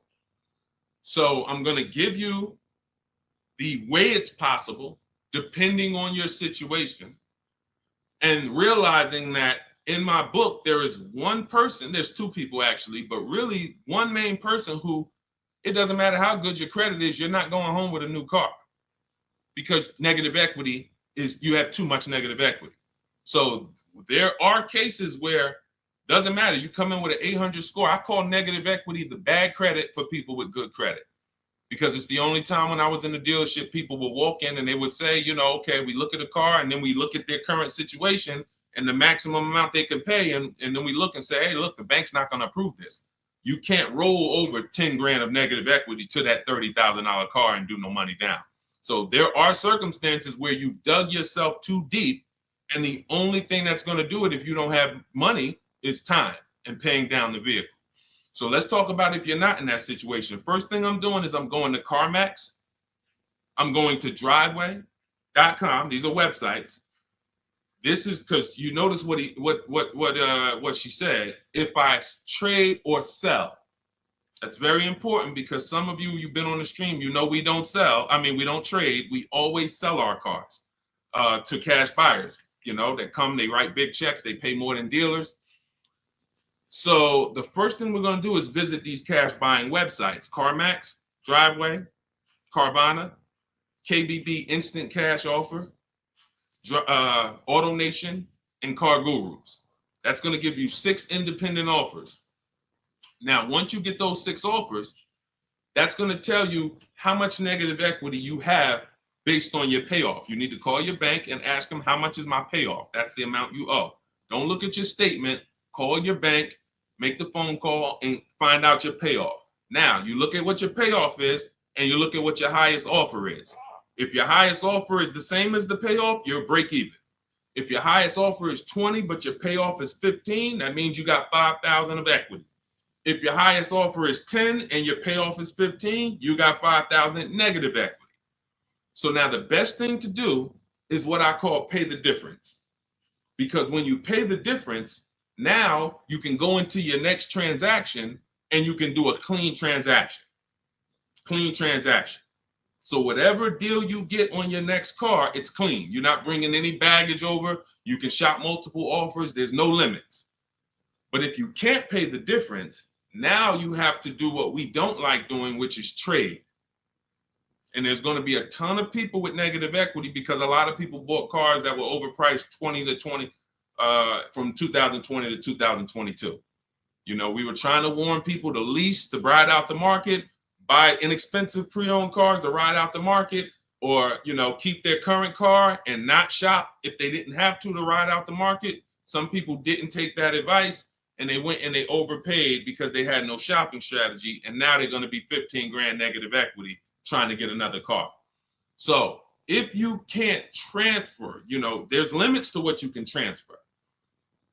If you can do what we teach and you actually can shop the market the way we teach, you might get a deal like this. Let me show, this is Milligan's deal. She just made this deal a couple days ago. It was for Mercedes-Benz brand new EQS. It's an EQE. It was a $79,000 vehicle. Using our shop from home strategy, she never left the house to get this discount. She went from $79,000 to $51,000 on a brand new vehicle. And if you're on Instagram or if you're on YouTube, you guys can see this. So we can't share the entire versions on Facebook and on TikTok. But if you like, anybody who wants to see, okay, I want to see these things that Deshone is, you can go right to our YouTube page, Deshone the Auto Advisor. And you go right to Instagram and you'll see the actual documents. This is her deal. She's posted up $79,000, $51,000. Why is this so important? Because when the bank goes to lend on this vehicle she bought, they're lending based on the fact the MSRP is 79. So the banks will usually lend up to 20% more of the MSRP if you have good credit. So 79, the max they'll lend is another 20% of that. So let's say, $96,000 is the max they're going to lend on a $79,000 car. So let's just say you have 15,000 negative equity. Now, you don't know how to shop. You don't get the same discounts we're getting.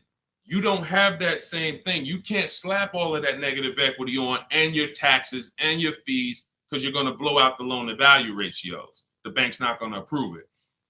But when you find a car that has specific rebate, and we don't know this, she didn't know she was going to save $25,000 off this vehicle. What is that? Almost $30,000 off this vehicle. She didn't know that. She just said, I like this vehicle.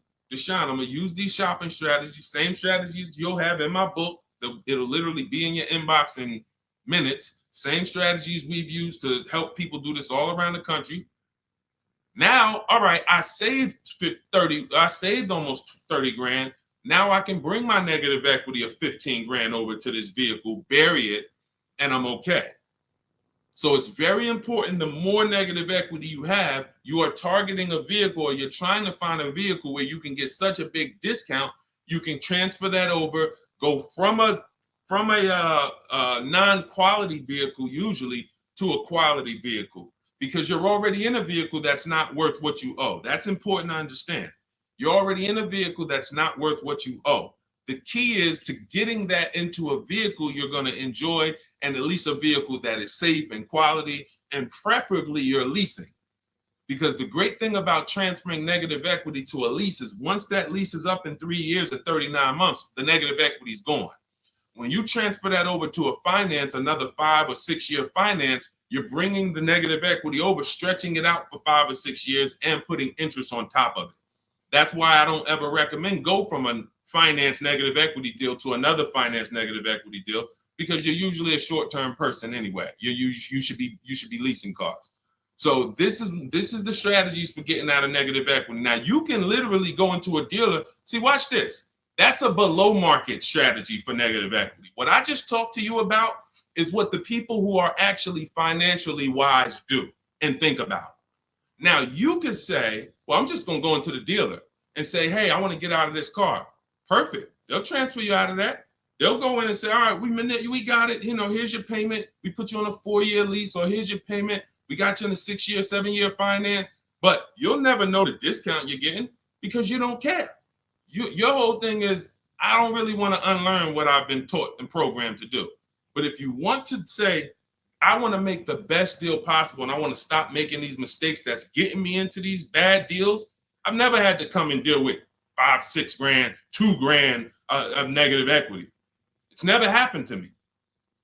But there are people, you might be one of them, who every deal you make, it's a negative equity situation.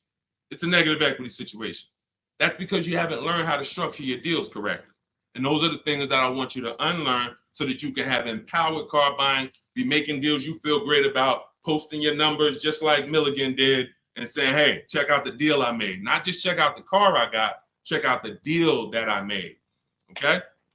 So that's what you need to understand. And if you can't, and that's how you can transfer out of negative equity, whether you have 10 grand negative equity, 5, 15, those are your options. And that's how we work it. All of this, guys, is in my new digital book. If you're enjoying what you're hearing so far, could you hit the like button?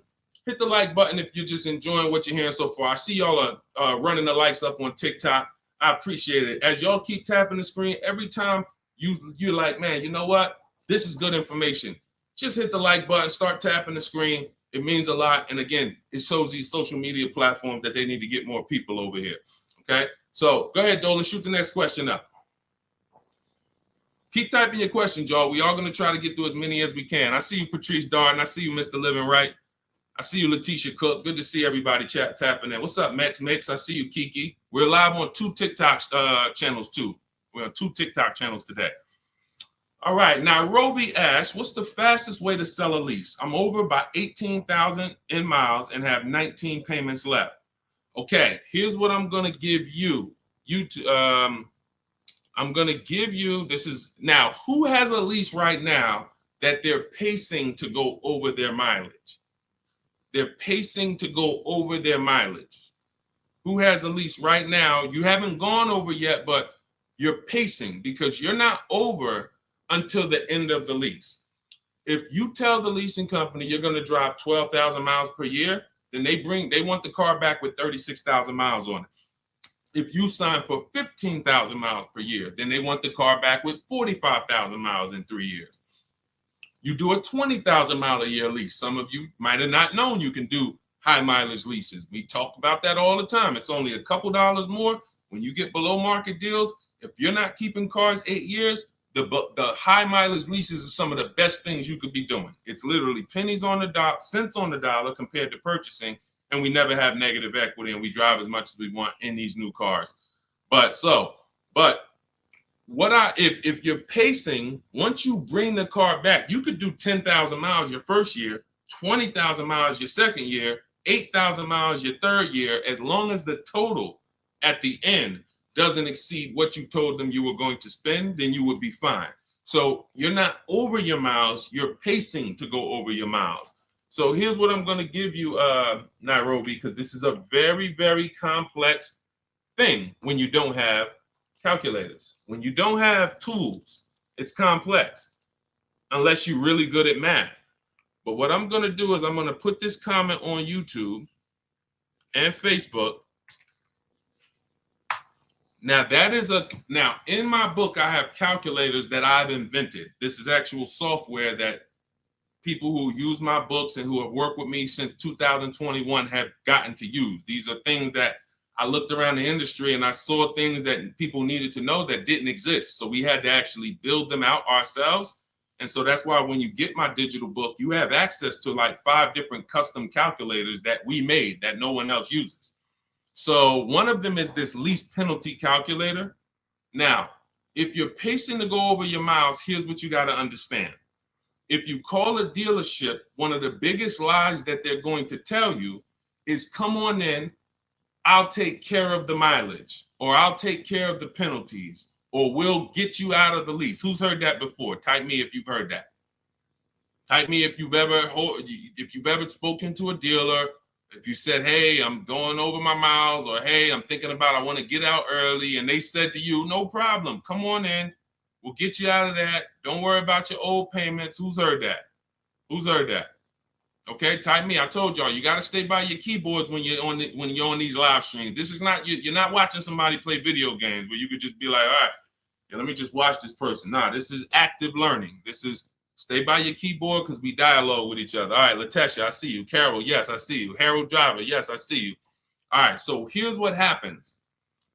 Those payments and that penalty that you drove over your miles, they don't get taken care of. They get rolled into your next deal. The only way lease payments disappear is if they have something called a payment waiver. And that's for loyalty in some cases. They don't say, hey, you got a Honda, you're buying a Toyota, we'll waive those old payments. They'll say, we'll take care of them. But what that means and what you need to know and what we know is that means I'm rolling them into your next car. So you're paying for that car in this new car. We don't like to make deals like that because it's baggage. It's baggage. So what we want to do is we want to find out if we're pacing to go over our mileage, does it make more sense for me to get, thank you, Tim. That's actually a good statement. Ain't nothing free. That's a good statement that a lot of people don't understand. When they say, hey, I'm throwing in these floor mats for you. Hey, I'm throwing in key protection. That means there's so much money in the deal that we have to actually, it's something called padding the deal. The finance manager and the team, they're trying to just pack. We got so much profit in this deal. We need to figure out how to allocate some of this so it's justified So when you hear them say that, oh, he threw in all this, he threw in all of this for me, that means you got a horrible deal. Sorry to tell you, but I got to give you the bad news first so that you understand. All right, it's smoke and mirrors, but I'm not gonna make these mistakes again. You have a whole billion-dollar industry that is really hell-bent on keeping you shopping the same way you've been shopping, because it keeps them on the Fortune 500 list. It keeps them publicly trading at a good profit. But our people and the people who listen to us, those of you who locked in, you're gonna be the ones that everybody else buying up here, but we buying down here. So let's get back to this point. So you want to see if I'm pacing to go over my mileage, does it make more sense for me to replace the car now? In which case, my payments would be due. If I stop my lease 3 months early, and in Nairobi's case, she has 19 payments left. If she was to go and stop her lease now, those 19 payments get billed out immediately. So if she walks into a dealer and says, hey, get me out of this car, they're going to try to either see, can they buy it, or do we make the payments and roll them over? What happens most of the time, and it's usually a better situation, guys, is you would use that lease penalty calculator, you put in how many miles you're driving per month, and it's going to tell you, if you go all the way to the end, this is how much your mileage penalty would be. I had somebody who I work with use that calculator. He found out the mileage penalty would be a little over $2,000. But if he got out now, his payment and mileage penalty would be $5,000. See, first thing we want to do when we find out we're going over mileage is, let me try to get out of this car. Oh, you don't realize that that's a bigger penalty you're paying, breaking the lease early, versus go to mileage, and then you find yourself a below market deal. You get yourself a deal like this. Get yourself a deal like this, because I told you I'm gonna be showing a lot more people. We had so many people get cars over the last couple of days. We gonna be showing these people. Look, this is Melissa. Melissa got a 2025 Honda Pilot EXL. She got a 15,000 mile a year lease. And oh man, I didn't even when I screenshot her, hold on.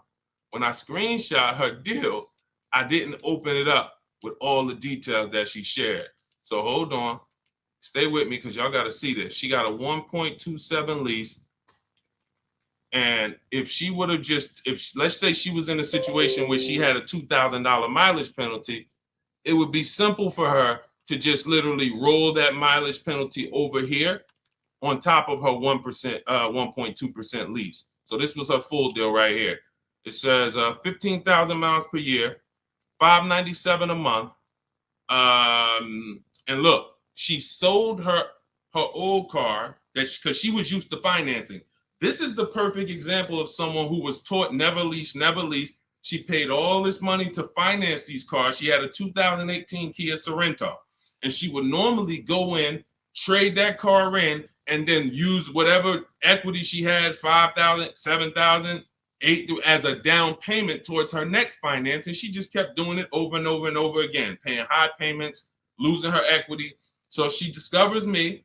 She finds out she's not keeping cars 8 years. She's like, all right, if I'm not keeping cars 8 years, I'm not breaking Deshone's 8-year rule. I'm going to shop for a lease. So now she shops for her lease. She gets the same car she would have gotten and paid tons of money for, $800-900 a month for, because she was financing it.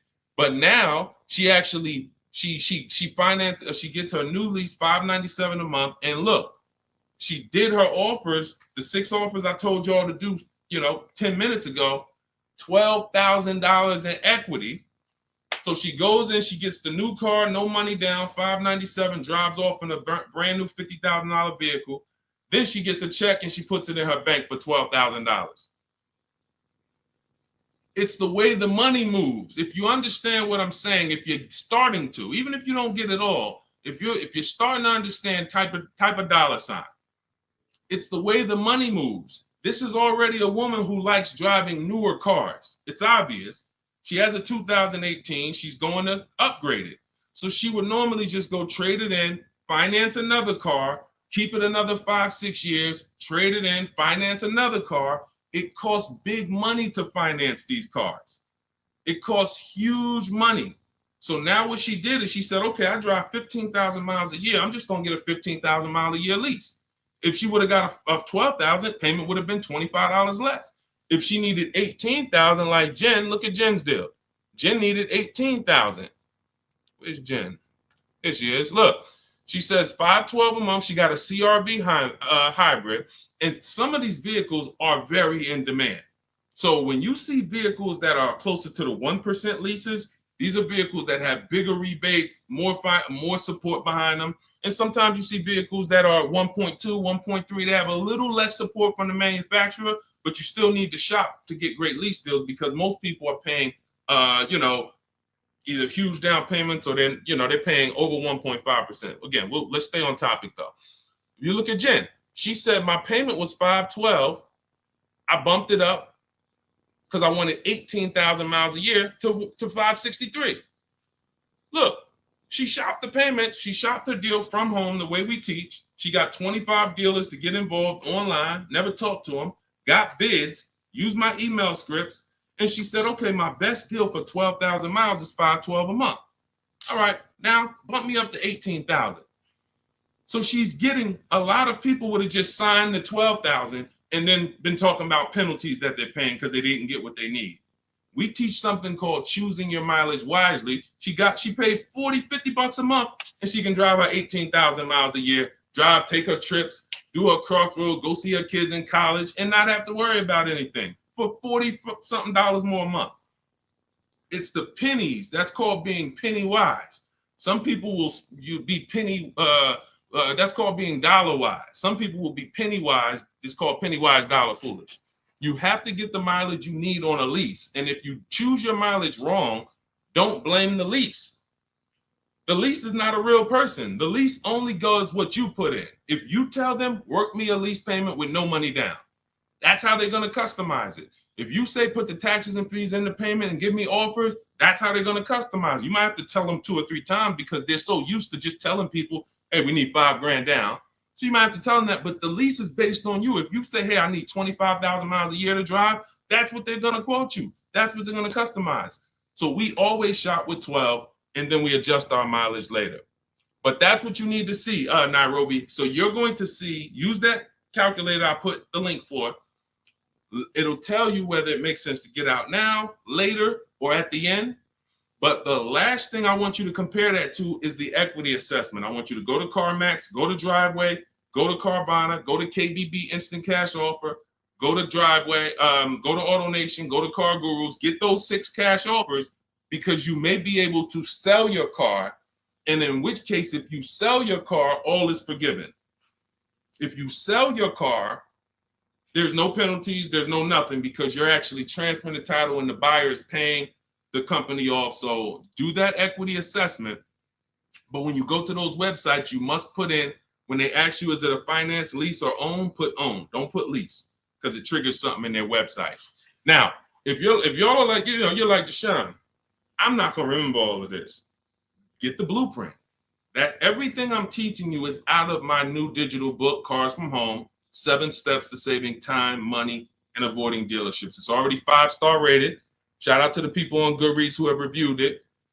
We're at a 4.9 rating. We got 4.9 overall, 58 ratings, 40 written reviews. Shout out to everybody who's came and told their story about this book since we launched it a few months ago. And you can go and see what the public is saying about it. This ship has sailed. You can get your copy for 75% off for the next 30 minutes. If you visited the website in my TikTok bio and my Instagram bio, once that gets to 0, there's a countdown, 30 minutes. Once it gets to 0, the price of the book goes back up to $97. It's still worth every dime, but I'd rather you pay $24 instead of $97. So on Instagram, TikTok, your 75% off is in my TikTok bio, in my Instagram bio. Get it before the countdown expires and you'll have the blueprint. On Facebook and YouTube, we have a link in the comments for you pinned for you to get your copy for 75% off for 30 minutes only. Again, if you're like Deshone, this is good, but there's no way I'm going to remember all of this. You can watch the replays, get it however you want it. Our system is step-by-step, and it doesn't involve talking. Everything we do is online tools. Okay, go ahead, Dolan. Let me take a sip of water. Next question. And you can buy more miles on the lease. That's a good point. A lot of people don't know that though, Tim. They really don't. You know, they might have signed a bad lease or heard somebody sign a bad lease, and then, you know, usually what signing a bad lease is overpaying for it or not getting the mileage you need, or both. You get them. I've had people who know they're not going to drive 10,000 miles a year, but because it's $40 a month less, or because they don't know, just pay $40 more and get what you need. They'll just take the 10,000. It's a horrible decision, and it leads to a terrible lease experience. All right, this is Teneros. How much should I put down as a down payment? It's a great question. So what you want to do is understand that down payment is nothing but payment management. It is not deal management. You don't want to fool yourself into thinking that because you got a good payment, you got a good deal. That's what down payments typically can do to a person who's not really good with math. You'll say, all right, I need to get my payment to 400. Now you're looking at a car you like, and you're like, I need to get my payment to 400. Now they tell you, okay, well, you end up putting $10,000 down and your payment's 400, and you think, okay, I got a deal. I'm at my payment. You didn't. You are doing one of the cardinal sins that we don't do here at Cars from Home. You're mixing transactions together.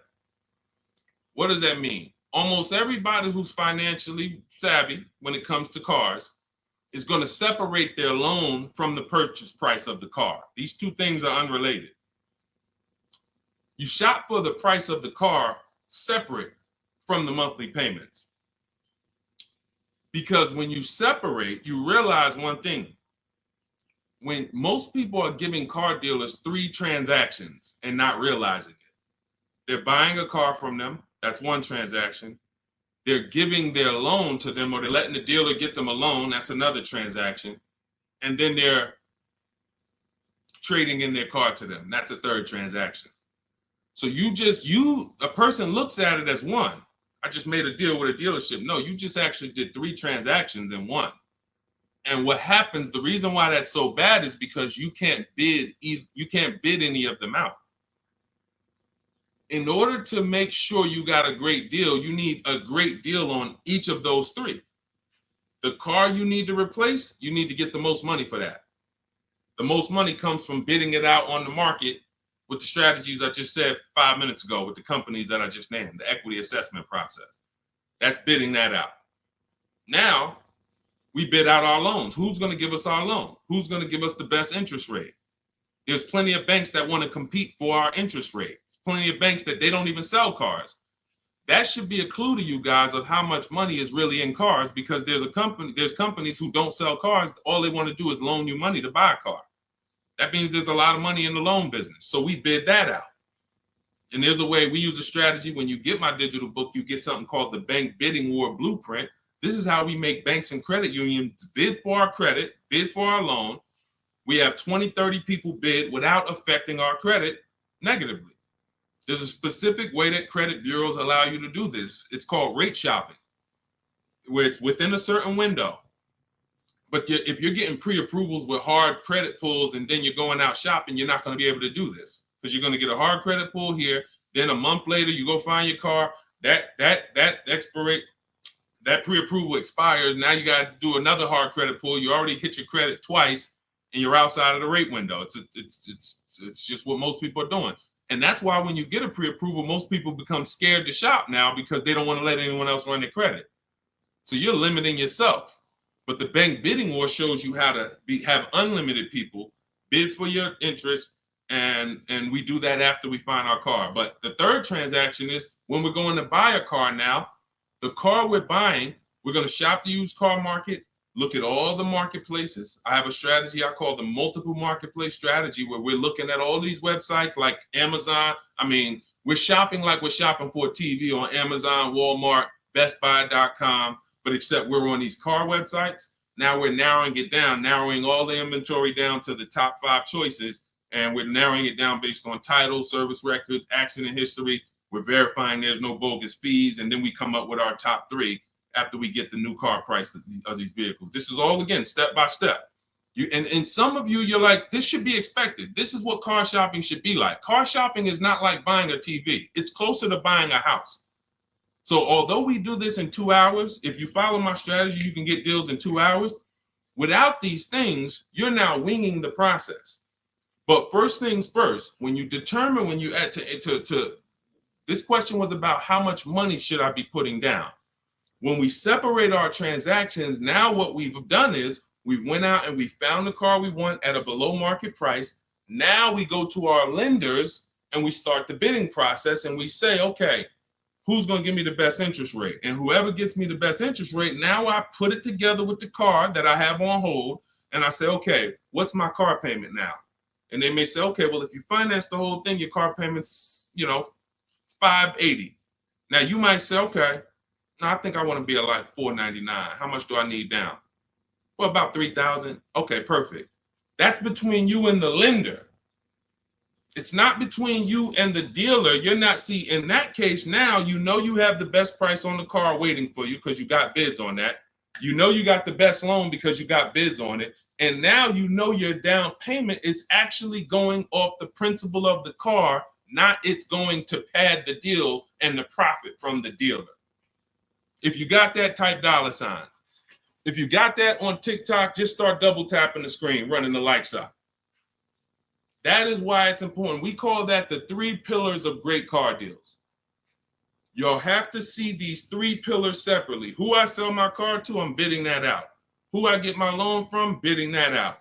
Who I buy my car from, bidding that out. And that allows you to sit at your computer and make all the money on your car deal and have these deals that, all of these people are making these deals at home. Look, this is India. She said she started using my strategies last year, but she shopped the market at the time. She was shopping for a Toyota Corolla, and she did not like the offers at the time. That's the benefit of starting these strategies way before you need a car. Look, we got people who get cars in 3-4 days, but when you have time, you can shop the market. She didn't like how the offers looked, and she waited. She said the best of all my offers were over 1.5% with no money, with no one budging on my counter offers. Fast forward 2024, I had to find a car in 2 weeks, so I got to work. In about 5 days, I walked out with a 2024 Hyundai Elantra Limited, $36,000 for 36 months, $12K, $365 a month, no money down. Boom, $365 a month, no money down. The MSRP was $28,725, making it a 1.27 deal. People would kill right now to be able to buy a car, drive a brand new, dependable car, fully warranted car, shop from home, never had to be stressed out in a dealership, begging for discounts. She's sitting at home and she drives off at $365 a month, brand new car, no money down. This is what it's about, people. It's about learning the strategy so that you keep the most money in your household. Okay? Everything I'm teaching you, everything India used is in my new digital book, Cars from Home, 7 Steps to Saving Time, Money, and Avoiding Dealerships. You can get your copy as part of our launch offer for 75% off in my TikTok bio or in my Instagram bio, but it's only for 30 minutes. After 30 minutes, the price goes back up to the $97 price, which is still great. If you missed it, and you're like, Deshone, I missed it, but I need these strategies. Listen, it's $70-something more. And the strategies you're going to use to save we can't even quantify it. We showed you earlier, somebody saved 25 grand off their price, almost 30 grand off her Mercedes. You've seen discounts of 6,000-7,000. You've seen ridiculous pay. It doesn't matter. The value you're going to get far outweighs the cost. And here's one thing. Financially wise people look at value. Financially foolish people look at cost. Let that sink in. Okay, those of you on YouTube and Facebook, I have a comment below for you. We have a comment pinned. You can hit the link below. You'll see the 75% off. Now, make sure when you get your book at the 75% off, if you get there before the 30 minutes is up, make sure as soon as you purchase, it says screenshot the thank you page. You'll see I put on that page, your book is below. You can click it to open it immediately, save it to your phone, save it to your computer, and I also email you a copy. But I want you to screenshot that page so you can have my support team's email. Every now and then we get people that typing so fast, you actually type your email in wrong. and then you didn't save the book right there on the thank you page. So now, how am I getting my book? You got the support team email. They're 7 days a week. Email, hey, I think I might have typed something wrong. I don't see my book. It's not in my spam folder. Get my team so we can get you the book immediately. So you can have these strategies, protect your family's money, shop with confidence, enjoy car shopping. I enjoy shopping. These people are like, enjoy. Look at what Adina said.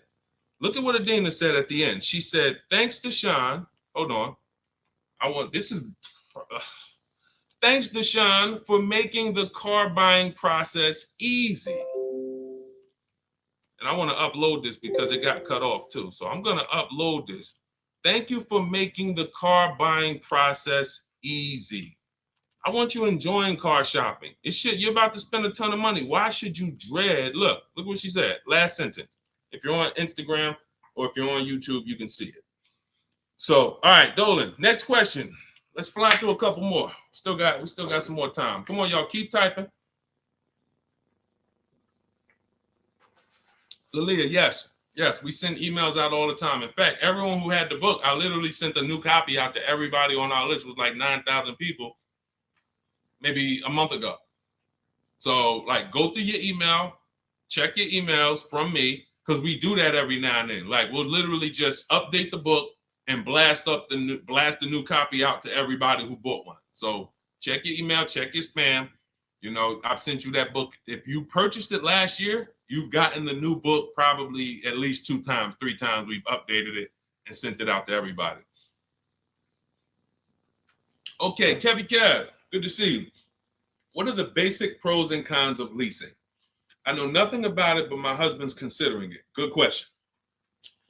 Let's talk about the cons of leasing first, because I speak a lot about the benefits.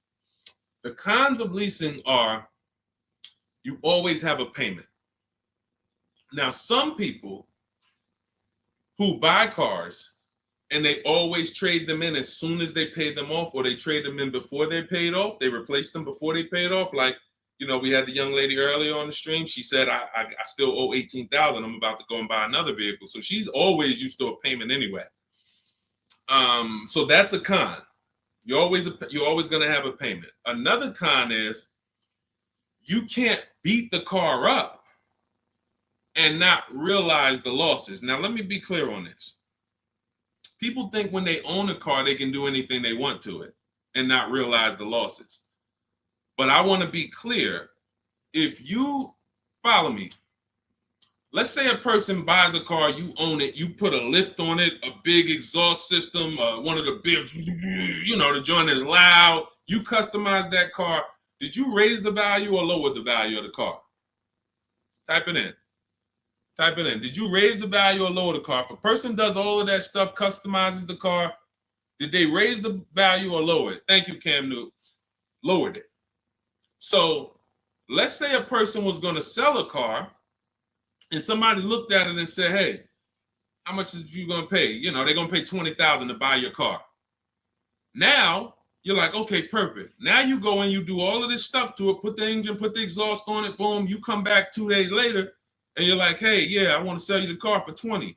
Now, they hear that new exhaust. They hear all that stuff you put on. They're like, nah, I can't give you $20,000 for that. And that thing probably worth $16,000 now. I don't know. What'd you do to it? So I'm trying to get you to see what I call the unseen expense. This is depreciation. Everything we talk about when we talk about leasing versus buying, we're taking into account how we're going to avoid major depreciation. But people who purchase don't often think that they don't actually understand that whatever they do to that car, if they drive 40,000 miles on it, they just lost money. If my car was worth 20 today and then I drive 30,000 miles this year, that car is going to be worth 10. I'm destroying the value. So you pay for it either way. So when I say that one of the cons of leasing is that you can't do anything you want to the car, well, you can't without paying for it, but you also can't when you own it without paying for it. But if you do that, you have to restore it to its original condition. Now, another con of leasing is you have to be able to estimate around about how much you're going to drive. So people who are like doing Uber or something, you don't know how much you're going to drive. There's a reason I don't tell business people who do those types of businesses to lease, even though they're not keeping their cars a long time. there's a better structure for you guys. Leasing is not it, because you don't know how much you're going to drive. If you have a good year, you might do 40,000 miles. If you have a bad year or a rough year, you might do 20 or 18,000 miles. So you can't predict it. So with leasing, you have to have an enjoyable leasing experience. You have to have some type of an idea when you're going to, how much you're going to drive. Now, one of the biggest cons to leasing is you can overpay by a lot because it's not transparent.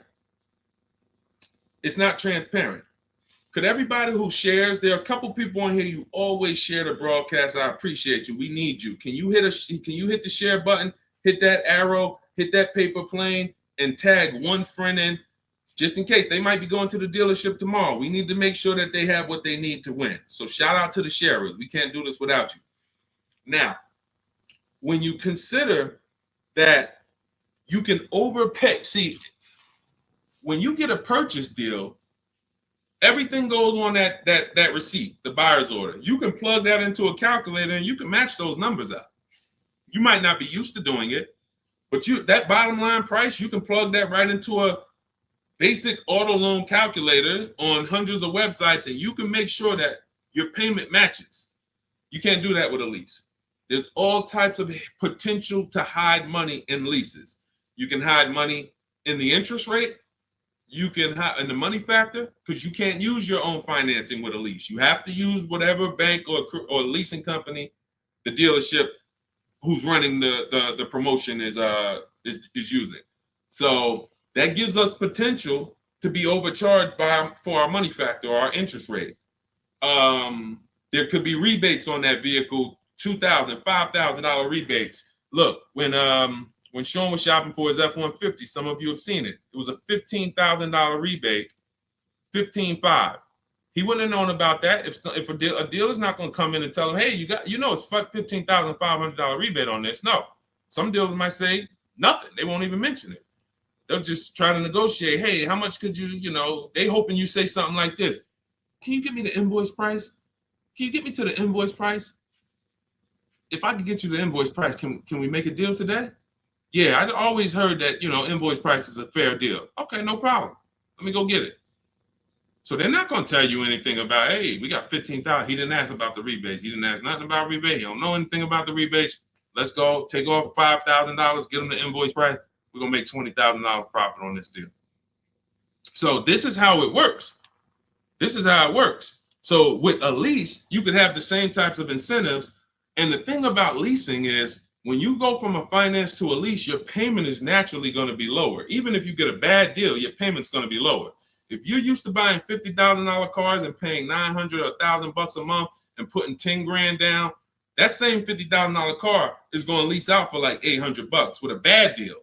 So people will walk in and think they won. Oh man, it's lower. It's lower than when I used to buy these.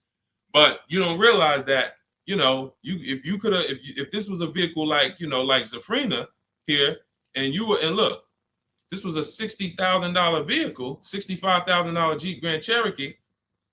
Now that vehicle, she's paying $579 a month for, no money down. So you walk in and you get a vehicle like this, and you think, oh, they got me the lease at $800. It's a $65,000 vehicle. I had to win. No, you lost big time because there were so many rebates and incentives that you didn't understand were there, and there's no way you're going to get them to reveal them to you. The only way, and I've been in the car business since 2006. I left in 2020, and since then I've been helping people make deals around this country. The only way to reveal what all the rebates are is 2 words: multiple offers. It's the only way. You're never going to negotiate your way to finding out what all the rebates are, because one deal is going to tell you it's $3,000, another deal is going to tell you it's $5,000, another deal is going to tell you it's $8,000, another deal is going to tell you there's no rebates. That's why when we sit back and we get multiple offers from home using the strategies in my digital book that you'll have access to immediately. Those of you who got your book, I see a lot of you saying, got the book. All of this stuff is scripted out for you. Now, you could do it manually, too. You want to call around the dealerships, ask for the sales manager, ask for a manager, try to bypass salesmen, because salesmen are trained to distract and waste time and make it hard, especially by phone.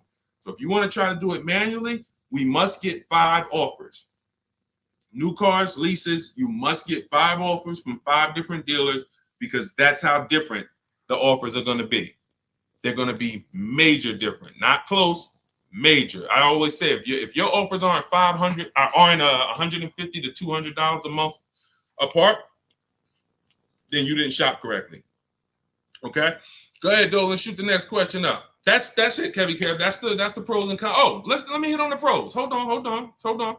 Let me try to sum up the pros of leasing before we wrap this question up. Pros of leasing are when you get below market leases, you're driving new cars, warranty cars, always under warranty in most cases. Something breaks, you call a dealership. Hey, this broke. Come on in, we'll fix it. You're under warranty. When you get below market leases, you're driving new cars for cents on the dollar. You're driving new cars and you're paying less than what people are paying to buy, lots less of what people are paying to buy them new, and you're paying less than what people are paying to buy them pre-owned. Some of you've seen me do that scenario where I compare a new lease, below market lease, to a pre-owned version of that same car. Take that $65,000 vehicle that Zafrina got, $597 a month. If she found one for, $30,000, half price, let's just pretend, and this is to illustrate to you how drastic the difference between below market leases are and buying. It's not even close. It's nowhere near close. If she found a half price version of that vehicle, which won't exist, let's just say we made one up and just put it right here, half price. So that's $32,000 plus tax. She's around $35,000. Some of you know every $5,000 on a car payment is about how much per month. I mean, when you look at a car, every $5,000 on a loan is about how much per month. I told y'all, stay by the keyboard. We got to be quick here. This is active learning. You don't want to be distracted. You want to be locked in, active learning. Every $5,000 on a loan is about how much per month. Shout out to y'all running the likes up on TikTok too. Every time you double tap the screen, y'all just, yes, thank you, Cam New. See, I love the people that are locked in. I see you, Brenda, $100 a month. Yeah. Now,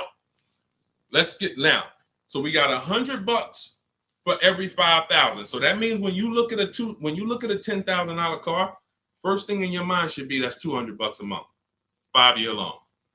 When you look at a $20,000 car, first thing in your mind, that's $400 a month, 5-year loan. When you look at a used car version, let's say she gets it for half off, $32,000 plus tax, she's around $35,000. What's that payment? $700 a month, 5-year loan. So when I tell you that when we're driving below market leases, we're paying less than what people are paying for pre-owned versions. I just took really on a $65,000 car, a decent pre-owned version will probably be 30% off, maybe 40% off. Then you're going higher. If you don't know how to get good deals, you're going to take one with high mileage. It's going to be old. So it's more realistic to find a $65,000 car, 3 or 4 years old for, let's say 35, let's say 40, really closer to 40 if it's 65 new.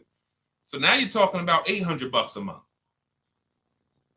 So a person like Zafrina, she's driving, she knows how to get below market leases. She's driving a brand new $65,000 fully warranted version, not tying up her money in that vehicle. She's paying $597 a month, which is hundreds a month less than what a used car person is paying, and like $500-$600 it's less than what a new car person is paying. So it's no comparison. So when I tell you the only people who should be purchasing, you're like, Deshone, why do people purchase then? If getting great lease deals is so cheap, why do people purchase? Well, one, everyone doesn't know how to get below market leases. So they'll look at commercials and they'll think, oh, well, this says I got to give them $5,000 down plus tax and all that. That's not deals. That's above market value or market value. We don't pay those prices. And second is, people who buy long-term don't care about those short-term benefits. I want to ask a question. Who on here has a vehicle in their driveway right now that you've had for at least 8 years? I want you to type how many years you've had it. Let me know how many. I see you, Sharon. Congratulations. Use it and win. Let everyone who has a car outside in your driveway that you've had more than 8 years, I want you to type how many years old it is. 8, 10, 15. Okay, Harold, he has one for 9 years outside. Sugar Lump, 19 years.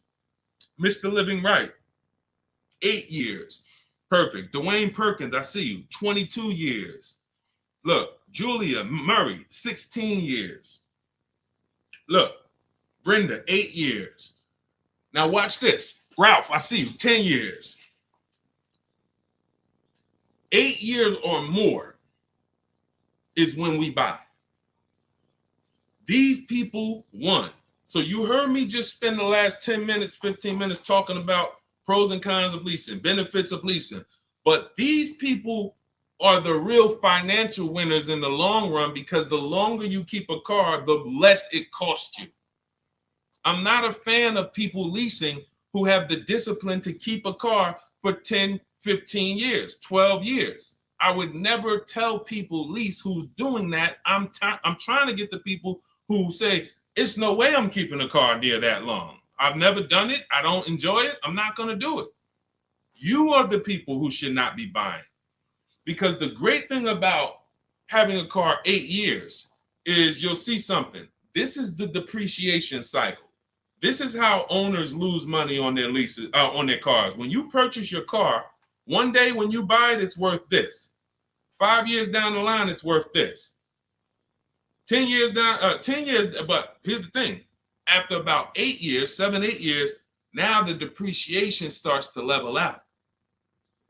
You're not losing that much money in depreciation anymore. Your car today, all of you who just typed, whatever your car is worth today, most likely it's going to be worth that next year too. If your car is worth $5,000 today, a year from now, it's going to be worth about $5,000. You beat depreciation. That's when it makes sense to purchase, when you have those values.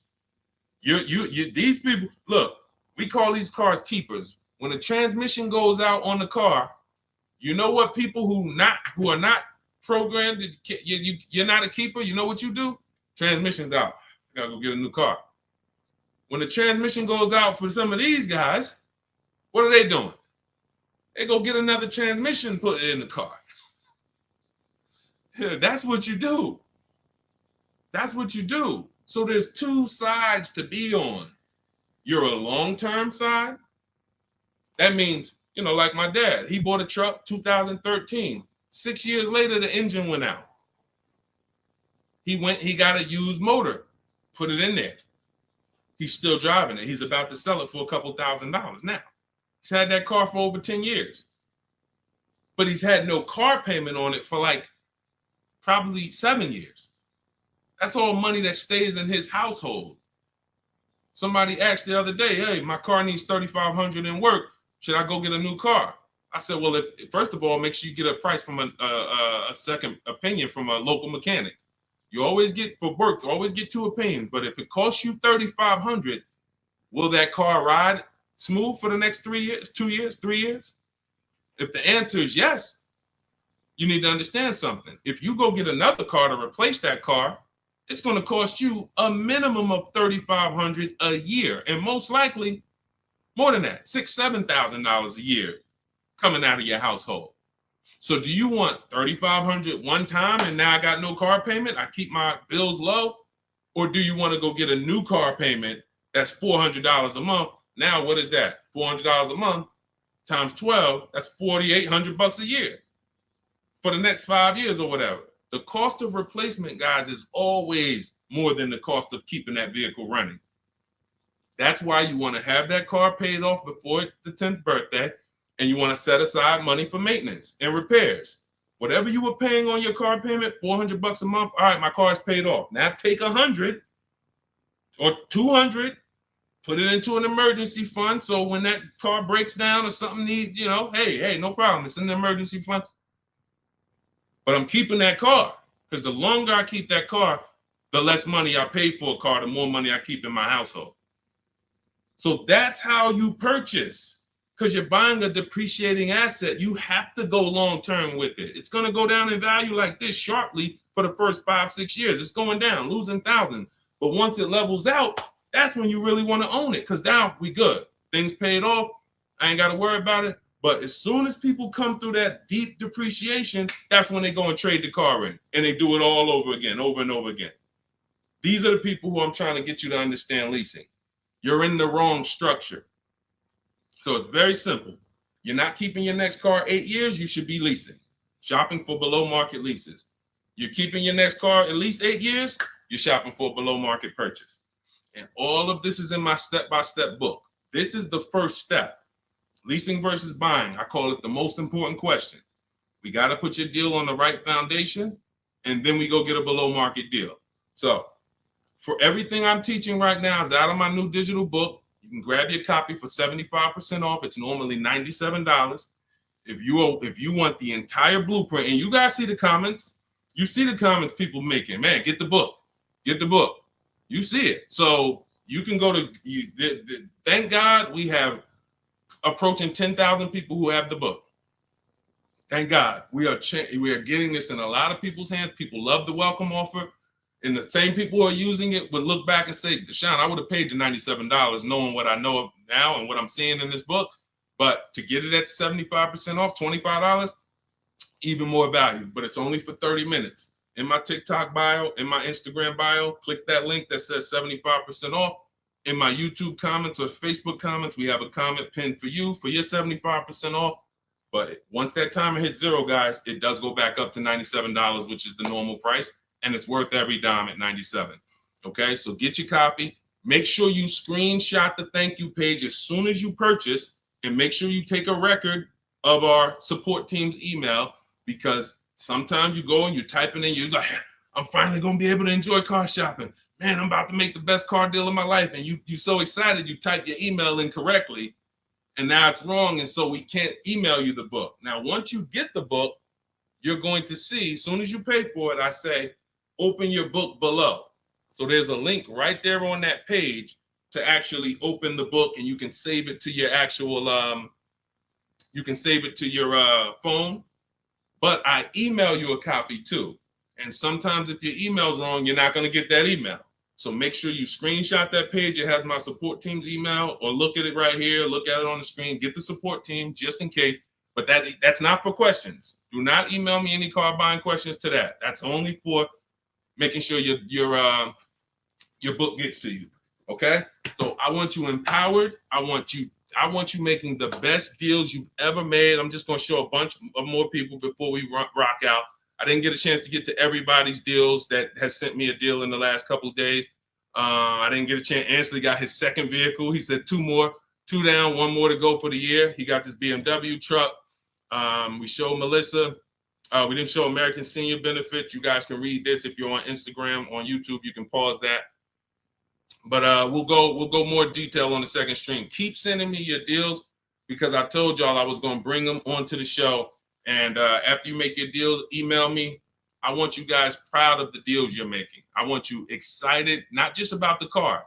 Everybody gets excited about posting their cars. Everybody. You'll see that all through any social media platform. People get a new car, they want to take pictures of it, but they'll never show you the numbers.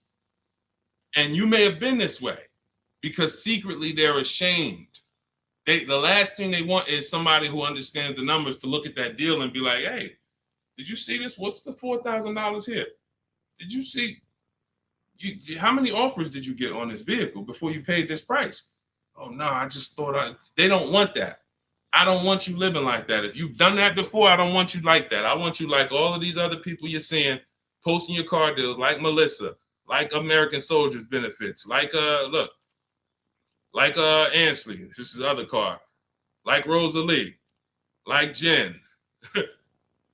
Hold on. We do this all day long. Like Teddy, like Jared, like Zafrina, like Pierre. Numbers. That's what I want. And that's the confidence you will have after you get your book. So get it. If you do it your way, do it your way. God bless you. My way is no talking, right from home. That's why we call it Cars from Home. So I'm going to check out. God bless y'all. I'll see y'all on the next stream. Share this with a friend. Before you jump off, share this with one friend that you're like, hey, I got somebody that my best friend, they need to see this, because we have to help people protect their money. If we don't get this message out, our friends are right now in dealerships right now overpaying. Okay, so God bless you all. I will see y'all on the next stream.